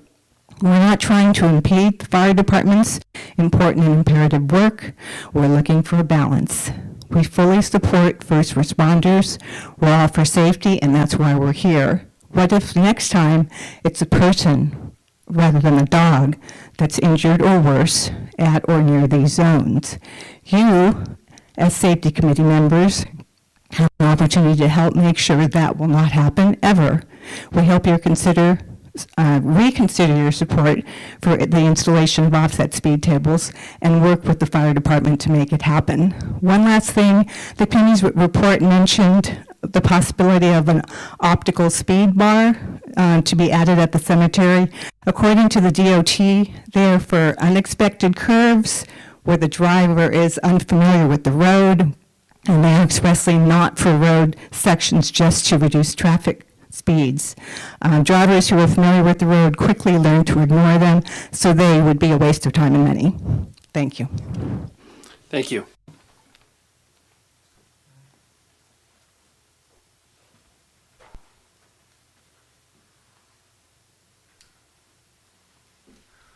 I'm Mike Myatt, and when I first read about speed bumps, speed tables, and speed cushions, I really didn't know if any in Sonoma, I know we can find a speed bump, but do we have speed tables and speed cushions? Because like your last speaker said, they were designed really so that the fire department could drive their vehicles over those and not lose anything but maybe 2 seconds. And I just like to get it clarified. I hope no decision is made tonight, and we keep working on this thing. We've got to have a solution. We have to, because I'm more afraid. You turn right on 5th Street East from East Napa, and I have the first house with the 5th Street East address. And I can sit on my porch and hear a lot of times cars streaking, or I see the fast cars. I see when they closed Highway 37, and they did for a half day this year, it just, people that wanted to go to the west, to the east, traffic on 5th Street East and on East Napa was stacked up for blocks. And it's going to be closed when they can start that construction on 37. I'm worried about the impact it's going to have on Sonoma, and it's going to have some big traffic impact on us, I think. But let's keep working on this thing.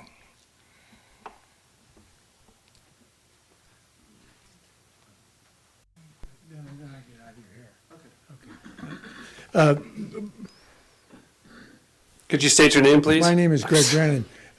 Chairman Lobsinger, I agree 100% with you. Just off the top, I joined the Traffic Safety Committee because, and I think we chatted about it our first night, that this is a microcosm of our entire community. And as the city follows the obligations of state legislation to put more housing in, we're going to only increase traffic more substantially. I read about De Novo they're putting in 12 single-family homes and 3 duplexes on a 1.5 acre parcel on 5th Street West and MacArthur. If we do 2 cars a house, that's 50. We're looking at another 30 cars that are going to be dealing with that intersection a lot. So just up front, I'm for a collaborative approach. I do want to give you just a general Reader's Digest version of this multi-year process that I've been involved with. Since 2018, a former neighbor who's now moved asked the city for a traffic speed review. She got it. They tested traffic speeds right in front of the community center and said, well, it's only 22 miles an hour. Then we've lived with screeching tires and near misses, and those are the things that the police are not getting registered. The near misses, the people nearly getting hit by cars when they're trying to cross the intersection.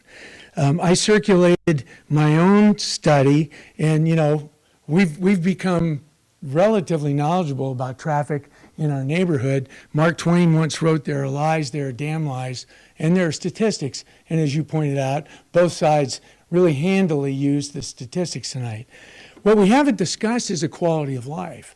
General Myatt addressed the fact that sitting on a porch becomes a little bit noisy for an afternoon glass of wine or a morning cup of coffee.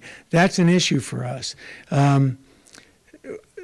Director Ferguson, prior to Director Berger, approved and then denied a stop sign, thankfully, because as I got more involved in it, I realized stop sign, we don't want traffic stopping anywhere in Sonoma. We want traffic calming.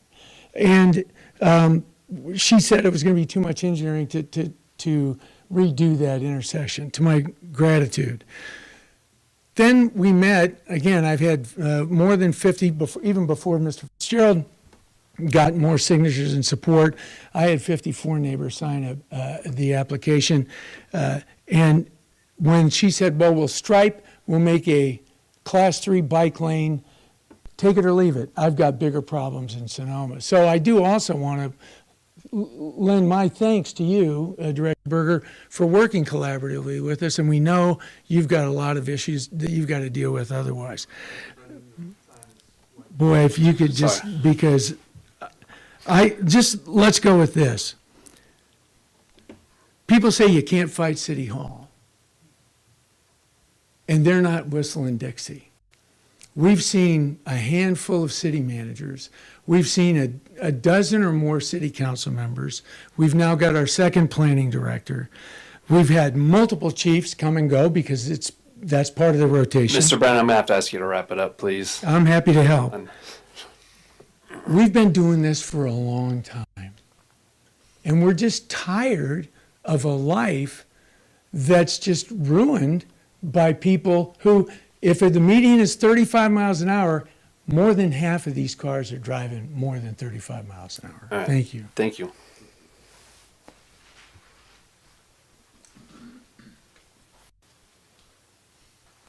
I'm Brian Sheehan. I live at 502 5th Street East. And, my plea is more of an emotional. I heard both sides, and, living on the corner directly across from Mr. Fitzgerald, the speed is just too high. I will never cross Napa Street. When I clean up the street and I'm out there with the leaf blower, I won't even walk in the bike path to clean it up, because it's just too fast. I mean, if it's 35 or 37 or 40, it's just unacceptable. It should be 25. That's the speed limit. And the same thing for using the crosswalk. If maybe we took out the telephone pole and the tree and kind of made that intersection a lot more safe, that's about the only way I'd use that crosswalk to cut across Napa Street. It's just too dangerous. So I think whatever it is, if it's a speed table, if it's a speed calming device, whatever that might be, something has to get done for sure. So thanks for listening to us tonight. Appreciate it. Thank you.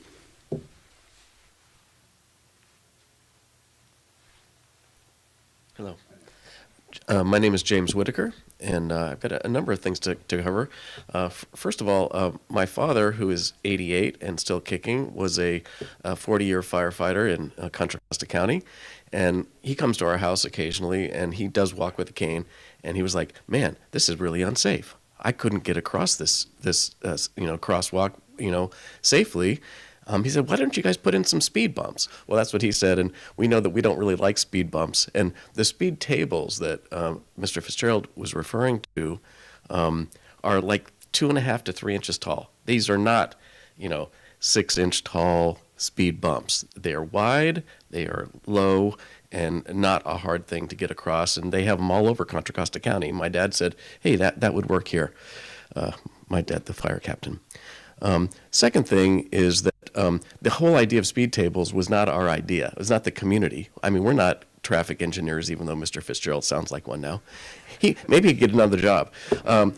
But honestly, it was Mr. Berger who suggested them. Initially he said, well, let's, consider stop signs. We said no. Eventually, the city decided that was not their best option either, and then the community kind of agreed. Speed bumps, no. roundabouts he talked about. And then he kind of said, you know what, maybe speed tables is the best thing here. And we're like, well, what's the difference between a speed table and a speed bump? Because we didn't know. He explained it to us. We looked it up. Great idea. And now that's our consensus. It was not our idea. It was the city's. And then the third thing is that, every day I walk out there, usually with the dog on a leash, and the dog is shaking on that intersection, and I'm shaking. It's really not safe. It just feels terrible. And I think our neighborhood deserves better.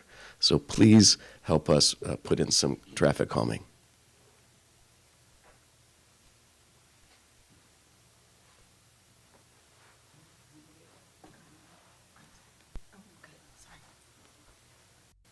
Hi, I'm Christine McMillan, and I don't live anywhere near Napa and Fifth Street.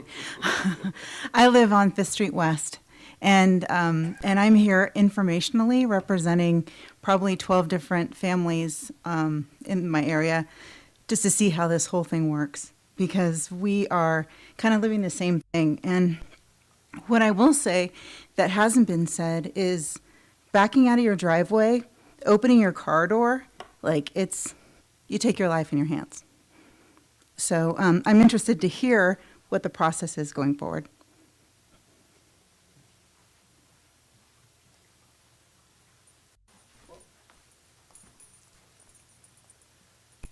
Armando Zimmerman, and I live on West Spain between 2nd and 3rd. I spent maybe an hour, it seemed like an hour probably, to Mike here, who I just met, because I was out in his neighborhood poking around, preparing for this meeting, because it'll help me to figure out some stuff in my own neighborhood. So that's my self-serving part. But as I stood there with him, one time I'm almost asphyxiated by a pickup truck, large diesel pickup truck, that hit that narrow going west, hit that narrow bulb out area, was slowed down because cars were in front of it, but as soon as he got out of that little thing, he just punched it.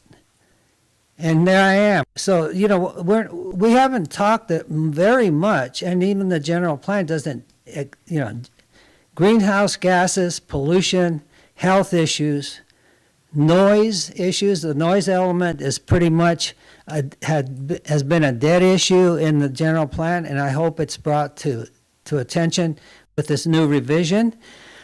There was that short period of time, people pedal to the metal. And the way they describe it, that's the way I saw it. Plus, I was there either Saturday or Sunday on my own, and I saw people running the stoplight at stop sign at 2nd going east, 2nd Street East. California stop, boom. Modified cars.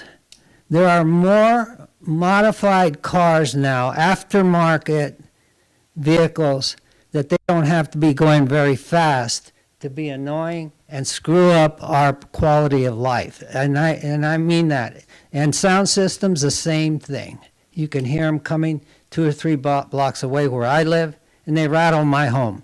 So I don't think we should just put it in terms of speed, this, that, and the other. Pedestrian safety is important, bike safety, but also accidents. Lines of sight have a lot to do with whether drivers are going to, basically see someone or not. Same thing for pedestrians.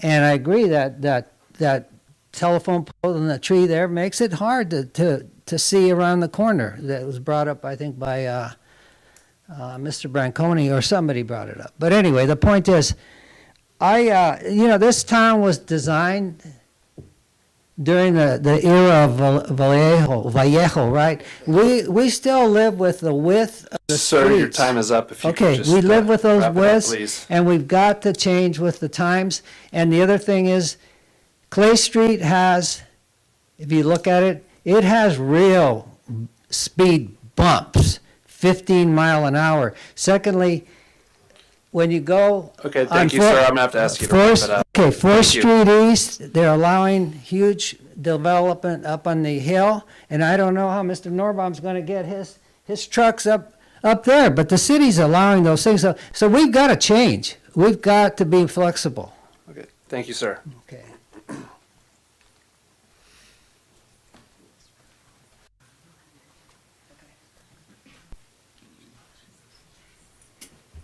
Hi, I'm Yvonne Bowers, 392 East Napa Street, and Armando and I were just recently part of the Traffic Safety Committee with Mark, so I know what you're going through. I'd just like to remind you, I've lived at 392 East Napa, which is actually the stop sign at 4th and East Napa, for 24 years. And I can tell you, in 24 years, I've seen it really change. And all I want you to really do is make sure that when you're listening to the facts and figures and the city's statistics and the fire chief and the police chief, that you remember that we are all boots on the ground. We're there all day, every day. So what you're not seeing in statistics, we're living with. We have a joke in my house that at 4 o'clock, the pickup trucks start going down East Napa. I guess they're going to the plaza. One after another, one after another. I've seen more accidents and maybe, I guess, unreported and near misses at the stop sign. I can't tell you how many. So while you're deliberating this issue, you have to keep in mind that what the people are telling you is reality. It's not that we're presenting one side, that's not it. It's not a us and them. It's not our side, their side. It's the whole, you just got to take what we live as part of the concrete evidence of what the problem is and take that into consideration.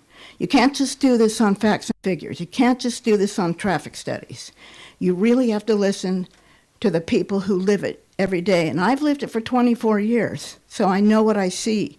And Armando was right. They're building that big thing up 4th Street. I can't get out of my driveway half the time. There's car after car after car in the morning. So I just want you to take that into consideration. Remember that we're boots on the ground. We know what we're talking about. Thank you.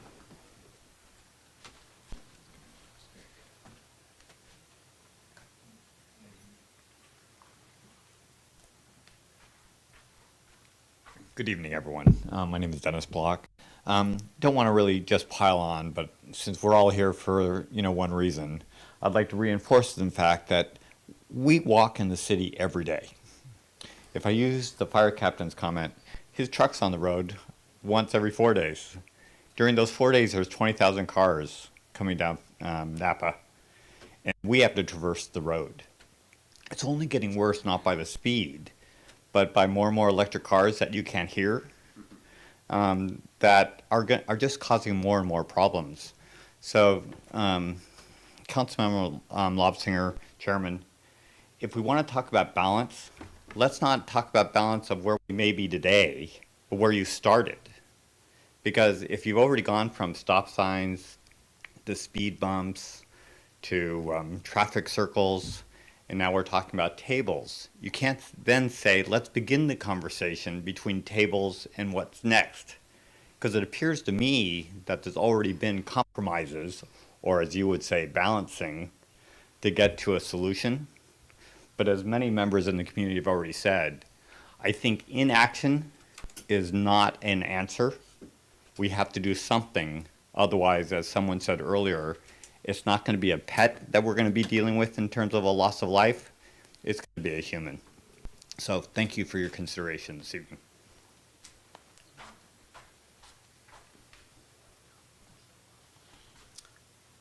Hi, my name is Ben Compton, resident on 6th Street East, 1 block in from East Napa. I often walk my dog along East Napa, both away from town, taking life and limb in my own hands, and walking towards the plaza. The one thing that I find interesting was the difference when a car is going 35 miles an hour versus 25, the impact on a thing that it hits.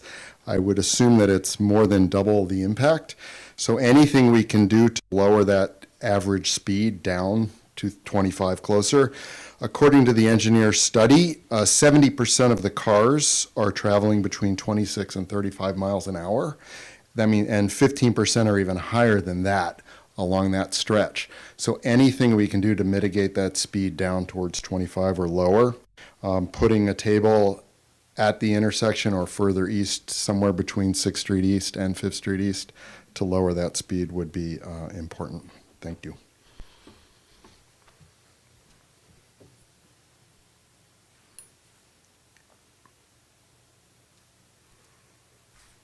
Any additional public comment?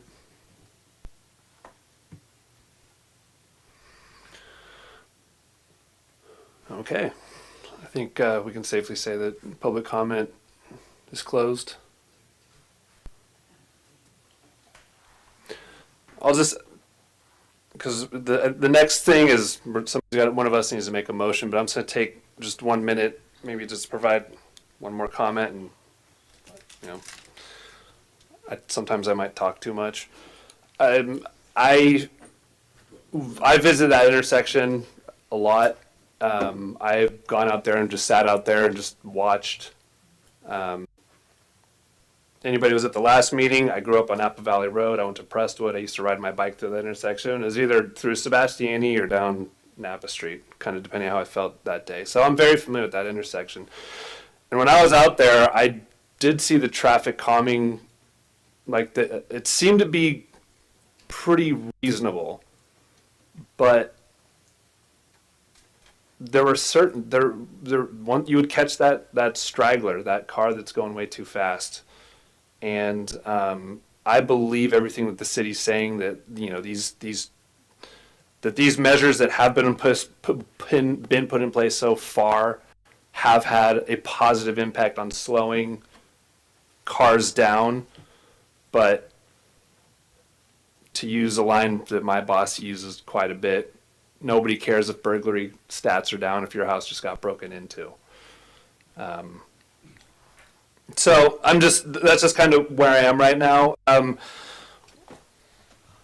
What I'm hoping we can do here is that as a committee, we can be a positive place for everybody to come and try and say yes and not just dive to no, because I feel like just no matter whether it's the small little town committee or much higher, there's just a lot of natural resistance. So I'm hoping that we can come to some sort of meaningful resolution tonight that hopefully makes the community happy, because part of the reason I became part of this committee is because I walk everywhere all over this town. I've got children in this town. I live next to a busy street, so I know the stats can say one thing, but anecdotally it can say something completely different. So with that, I'll pass it along to any other member that would like to make any comment. And I will recognize Member Branconi, Vice Chair Branconi. Thank you. So I also visited the intersection a fair amount. Also born and raised here in the Valley, grew up for a good portion of my life on the east side of town. Very familiar with the intersection. In my visits to that intersection, I decided that I wanted to see how much effect the calming measures were having on the crosswalk. The number that I got was 4 cars stopped for me out of 10 when I tried to cross that crosswalk. So 6 of them, over 50%, did not yield for me, and I was standing right there. Had I been in the roadway, who knows what would happen. Also noted that when folks were approaching the bulb outs, they did hit the brakes. So it is having an effect, but I don't know that the number, granted it's a small sample, but 4 of 10 folks stopping for me in the crosswalk, I'm not happy with that number. So I'm of the opinion that something needs to be done. I don't know exactly what that is. And like Chairperson Lobsinger mentioned, looking for other solutions as well. One that came to mind is when you talk about traffic safety, one of the things that's discussed is the 3 E's: education, enforcement, and engineering. We've talked a lot about engineering tonight. One thing that I would reach out to Chief Cutting is, let's see how we can do on the enforcement side. When I used to drive around this town when I was younger, obviously my foot has gotten a little lighter as I became a father and a resident who's gotten some life experience. Used to be pretty fearful for being pulled over. That fear doesn't exist as much. I think my foot is a little lighter, like I mentioned, but have noticed, at least from what I can see, a trend down in traffic stops. Now, whether citations are issued with that or not, I think just somebody being on the side of the road, and if during a traffic stop 10, 15, 20 cars see somebody stopped, at least the locals may have a concern about being stopped. So that would be my request as far as that. And then the education side, I don't know what else we can do to, push information out regarding speed and pedestrian safety. But if there's any way that we can kind of, in the interest of balance, I think that that's something that I would like to see. And just looking at my notes real quick. I don't see anything else. All right. Thank you. Well, I think we have to come to a resolution tonight. That was our decision. And, I've hearing everything, and I've been out there, and I've seen the traffic, and I understand stats versus reality, and I know that. And it's getting worse, traffic, and I don't think that, putting something in place is going to be that much of an impediment to fire enforcement. I've been on this committee, and, there's just not, you don't have enough resources. I mean, you just can't have somebody out there, and it's not going to really probably change the behavior. The only thing to change the behavior is I make a motion that we install those offsetting speed bumps on East Napa, speed table, I'm clear on the speed table, west and east of Fifth Street. That's my motion.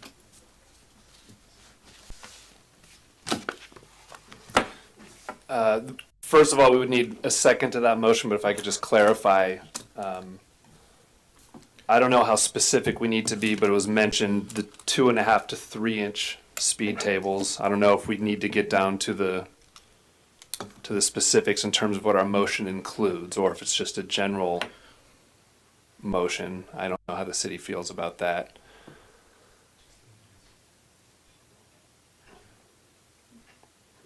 General would be fine. Okay. We could come up with design parameters if the motion were to pass. Okay. And once again, this is a recommendation. Yeah. And just again, okay. All right. So there's a motion on the floor for this committee to recommend to the city council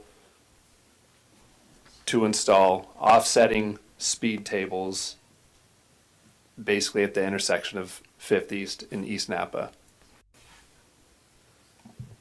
Yeah, I'll second that motion. Just to clarify, I don't believe that was the location. Could Commissioner DeMeno, Committee Member DeMeno, please clarify what his motion was?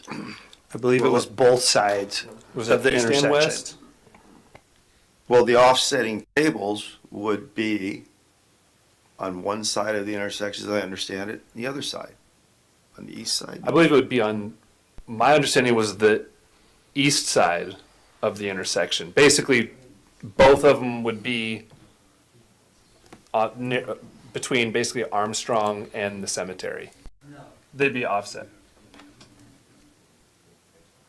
No. Each of them is offset. Yeah. And just to, But there would be two, one to the east and one to the Yeah. west of Yeah. Fifth. Yeah. Could I Yes, please. Mr. Fitzgerald, would you please approach the podium? Yeah, so yeah. we can mic? So what we had discussed was offset speed tables to the east and the west of the intersection. So you'd have an offset speed table which would have two parts between 4th and 5th Street, and an offset speed table, two parts Okay. east of the intersection. So that is our proposal. I think if the committee is recommending that, which we of course support, I think it would be worth working with the city and the fire department to implement that in a way that works for everybody. Okay, yes. So just so we're all on the same page, the request is essentially two sets of speed tables on either side of the intersection. Okay. I'm getting Chair Lobsinger. I'm getting yeses and Chair Lobsinger, I'm pretty sure that what's being proposed is one set of these would be on the east side of the intersection, and one set would be on the west side of the intersection. Yes. And one would be for, if you take a look just at the ones on the east side of the intersection, there would be one in the eastbound lane and one in the westbound lane. And the offsetting concept would allow, in theory, a vehicle to go around in the wrong lane and then go back into the correct lane of travel. So there would be a total of 4 bumps. Yes. Yeah. Yep. Yep. Four tables. Four tables. And then just before we second and move forward with this, I have a question for the city, and that is, do you guys have any other traffic calming measures that should be considered other than those that have been done already? The only ones that that we discussed at the traffic engineering safety team meeting was to put the red paint, and this is just this because this was brought up before, and it just hasn't been done yet because we're not implementing that until we're going to go out there and do all the red paint, just get it done at one time. But we were going to put additional red paint on the bulb outs, and then the other measure was the optical speed bar near the cemetery. Now, I know that there was some discussion about this tonight, that those don't affect, those are meant for turns in the roadway, but I pulled this right off the FHWA and MUTCD's website verbatim, where it says these are approved and placed in advance of a speed transition zone. Those are not my words. Those are words from the MUTCD and FHWA. I just looked it up online because the traffic engineer suggested that as a measure. Those were not discussed at the traffic engineering safety team meeting. It was brought up after that, just as an optional measure that could be installed. Got it. I just have a quick question about and we were just talking about the speed, the one, not tables, but what you were just talking about, the ones over by the cemetery, the optical, thank you. Sorry, it's late, it's been a long day. So has that ever, I'm just curious about this, has that ever been considered for in between 4th and 5th? Has that ever been brought up? I mean, the ones that I've seen have only been by the cemetery if you're coming westbound, right, from 8th Street. Yeah, coming into town. And that's the optical bars. Have they been considered between 4th Yeah, and 5th? just curious. No. If there is an issue going, because from what I'm hearing, it's an issue both directions, right? So I'm just curious if that has ever been brought up. Well, and just the numbers between 4th and 5th are lower than the numbers out at the cemetery. And the highest volumes of speed that we've recorded are out by the cemetery, coming into town and going out of town. And so the two areas are treated differently. And, one of the things I want to talk about too, and the traffic engineer was just whispering about it in my ear, was that, if the crosswalk and pedestrians are the issue, one of the options that we could use are what we just installed on Broadway, the remote rapid flashing beacons. And those can be installed at the crosswalk. That was another question that I had is, has that been considered, or even the, like I'm thinking of when you're crossing from Fifth across the street, right? Not necessarily if you're heading north. Would that be an option to have the flashing lights, or has that ever been talked about? It is an option. We just finished installing the first two that we did. Those get a little expensive when you're putting them out on a contract. And that's why the city's installing the first 4 on Broadway to replace 2 of the in-ground flashing light crosswalks, and also at Traintown and Malay at the high school. So we're putting a total of 4 of them in there, and we're looking for the next best place to put those. One couple of areas that come up, and they were on the presentation that I did at the last meeting. There's one at the new firehouse that goes across the street, across 2nd Street West to Whole Foods. That's a highly traveled intersection right there. It's already got the in-ground lights. And then another area we're looking at is 5th Street at the bike trail, because that's got to be one of the highest traveled pedestrian crosswalks in town. And so where we put them after that would be, it's up for discussion and council direction, traffic safety committee recommendation. Yeah, because we could plop another one of those in at another location. So I'd like to ask a question, both. One question to Director Berger as the representative of the city and Mr. Fitzgerald as the representative of the community. There was originally a motion on the table that now it's kind of up in the air. And I actually misunderstood it, but it made me think of a clarifying question that I don't know if we'd be amenable to it, which is one set of speed tables. I was just getting to that. Sorry. There's one set of speed tables as a recommendation on the, and I just wish we should have, next time we'll bring a map. The east side, when you're heading out of town from 5th Street or coming into town from 7th and 8th Street. I think if we had one set of speed tables to recommend, the city council can do whatever they want.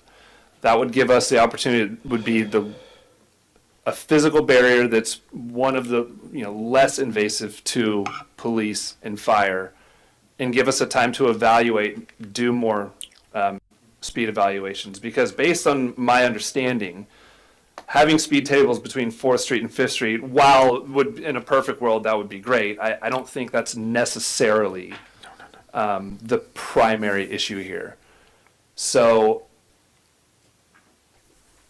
I guess my question is, Director Berger and Mr. Fitzgerald, in the simplest way, is that something that the city and the community would be open to, one set of speed tables? And I don't want your answer. I know it's hard being in certain positions, but is it something that you think the city would be worth considering? I think the city would be worth considering that. Thank you. Yeah, I think the community would be supportive of that as well. Okay. Just one quick question regarding the optical bars that you were mentioning. Is that similar to what's like at Adobe and Freitas? Are there the bumps in the roadway? There's varying degrees of those. We would not be putting bumps in. Those things are going to make noise 24 hours a day, and all the neighbors are going to hear it that are in the immediate area. But we could put down thermoplastic, which is the same material that the crosswalks are made out of, in varying degrees of depth based on how much impact we want the driver to feel. So I'm not an expert in this by any means, but I have looked into it a little bit, and my understanding is that you can put them down with thermo, and they can be as high as you want to make them. And if the committee wanted to explore an interim measure, realistically, I think that's the only one that I could recommend, other than the flashing beacons at the stoplight, the stops at the ped crossing, and that's completely different. That's completely different. Thank you. Okay. Chair Lobsinger, I'd like to make a motion to amend. Excellent. Okay. On my motion for the offsetting speed table, I was going based on a picture here. And I wasn't, my motion to, so I want to amend my motion, is I'm only proposing going into the intersection on either, east and west, just one table as it approaches Fifth Street west. Let me see. I'm trying to make it clear. So on East Napa, just before Fifth Street West. Fifth Street East, I'm sorry. Navigationally challenged. So, I gotta be clear, speed, one table going east, one table going west on East Napa. Opposite. I keep saying, what do I keep saying? Speed bump? I meant speed table. I guess the lingering question to your motion is, we know that there will be offset speed tables. Correct. The question is the positioning. Do we put both of them to the, I'm gonna try and simplify it. Do we put both of them offset to the east of the intersection? Or, and I didn't know if that, which was what I think I was, which is what I know I was driving at, but I wasn't sure. It sounded like you were saying have one of the table, basically have them offset on either side of Fifth Street East. In other words, one between 4th and 5th and one between 5th and 6th. Yeah, okay, so. Okay, I can draw it. What I'm saying here is, okay, so you got Napa and you got Fifth, right? Right? And you got the street. I didn't do it right. So you got one table here. There's the intersection, right? Mm-hmm. And then you got one table here with the intersection. So it impedes that traffic and it impedes that traffic. Okay. Yes. Is that? And that's. I see what you're saying. Isn't that what? That's what I've seen proposed.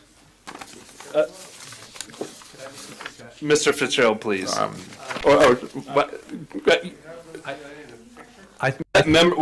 Member bring Coney and then Mr. Fitzgerald. So it sounds like with the offset speed tables, the design of them is to slow traffic in one area. In the documentation that we were provided, you have options for 14 or 22-foot offsets, which can obviously be differing, but I don't think that the concept and the design behind the speed tables is that one would be placed on one side of the intersection and one would be placed on the other. I think that's not in line with the design and the concept behind the speed tables. Yeah. So I think the thought of perhaps having them offset both east of the intersection somewhere near the cemetery is kind of what I think everybody is looking for in this situation, or at least what we're trying to get at. Yeah, and the understanding I'm getting is we want to slow traffic east of 5th on Napa Street. And to do that, we would put two of these devices, one in each lane, between 5th and 6th. And the height of the device and the distance between the two of them and the width will all go to industry standards and will be designed prior to placement. Commissioner, Committee Member Demento, is that? Thank you, Director Berger. That's my motion. Thank you. Well put. All right. Thank you. I think we have the motion, Mr. Fitzgerald. Did you want to clarify one more thing? Actually, that went further than I was hoping. In terms of clarification, I was going to say we could work on the specific location, but that is the location that we have been recommending. So I'm going to try and summarize. The motion on the table is to recommend to the city that one set of offset speed tables be placed on Napa Street between 5th East and 6th East. Will someone second the motion? Again, I second it. Okay.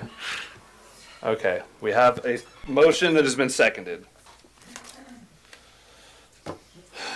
Could we please perform a roll call? Cathy, this is your big moment. I'm freezing. Vice Chair Branconi, Aye. Committee Member Brennan. Oh, sorry. Committee Member DeMeno, Aye. Committee Member Wyrick, Aye. Committee Member Coster, Aye. Chair Lobsinger. Aye. The motion has passed unanimously.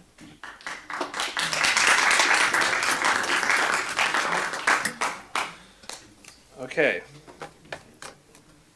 I would like to make a motion to adjourn the meeting. I'll second. Can we do a roll call on that one? Oh, it's not necessary? Well, then we don't even need to do it. Meeting adjourned.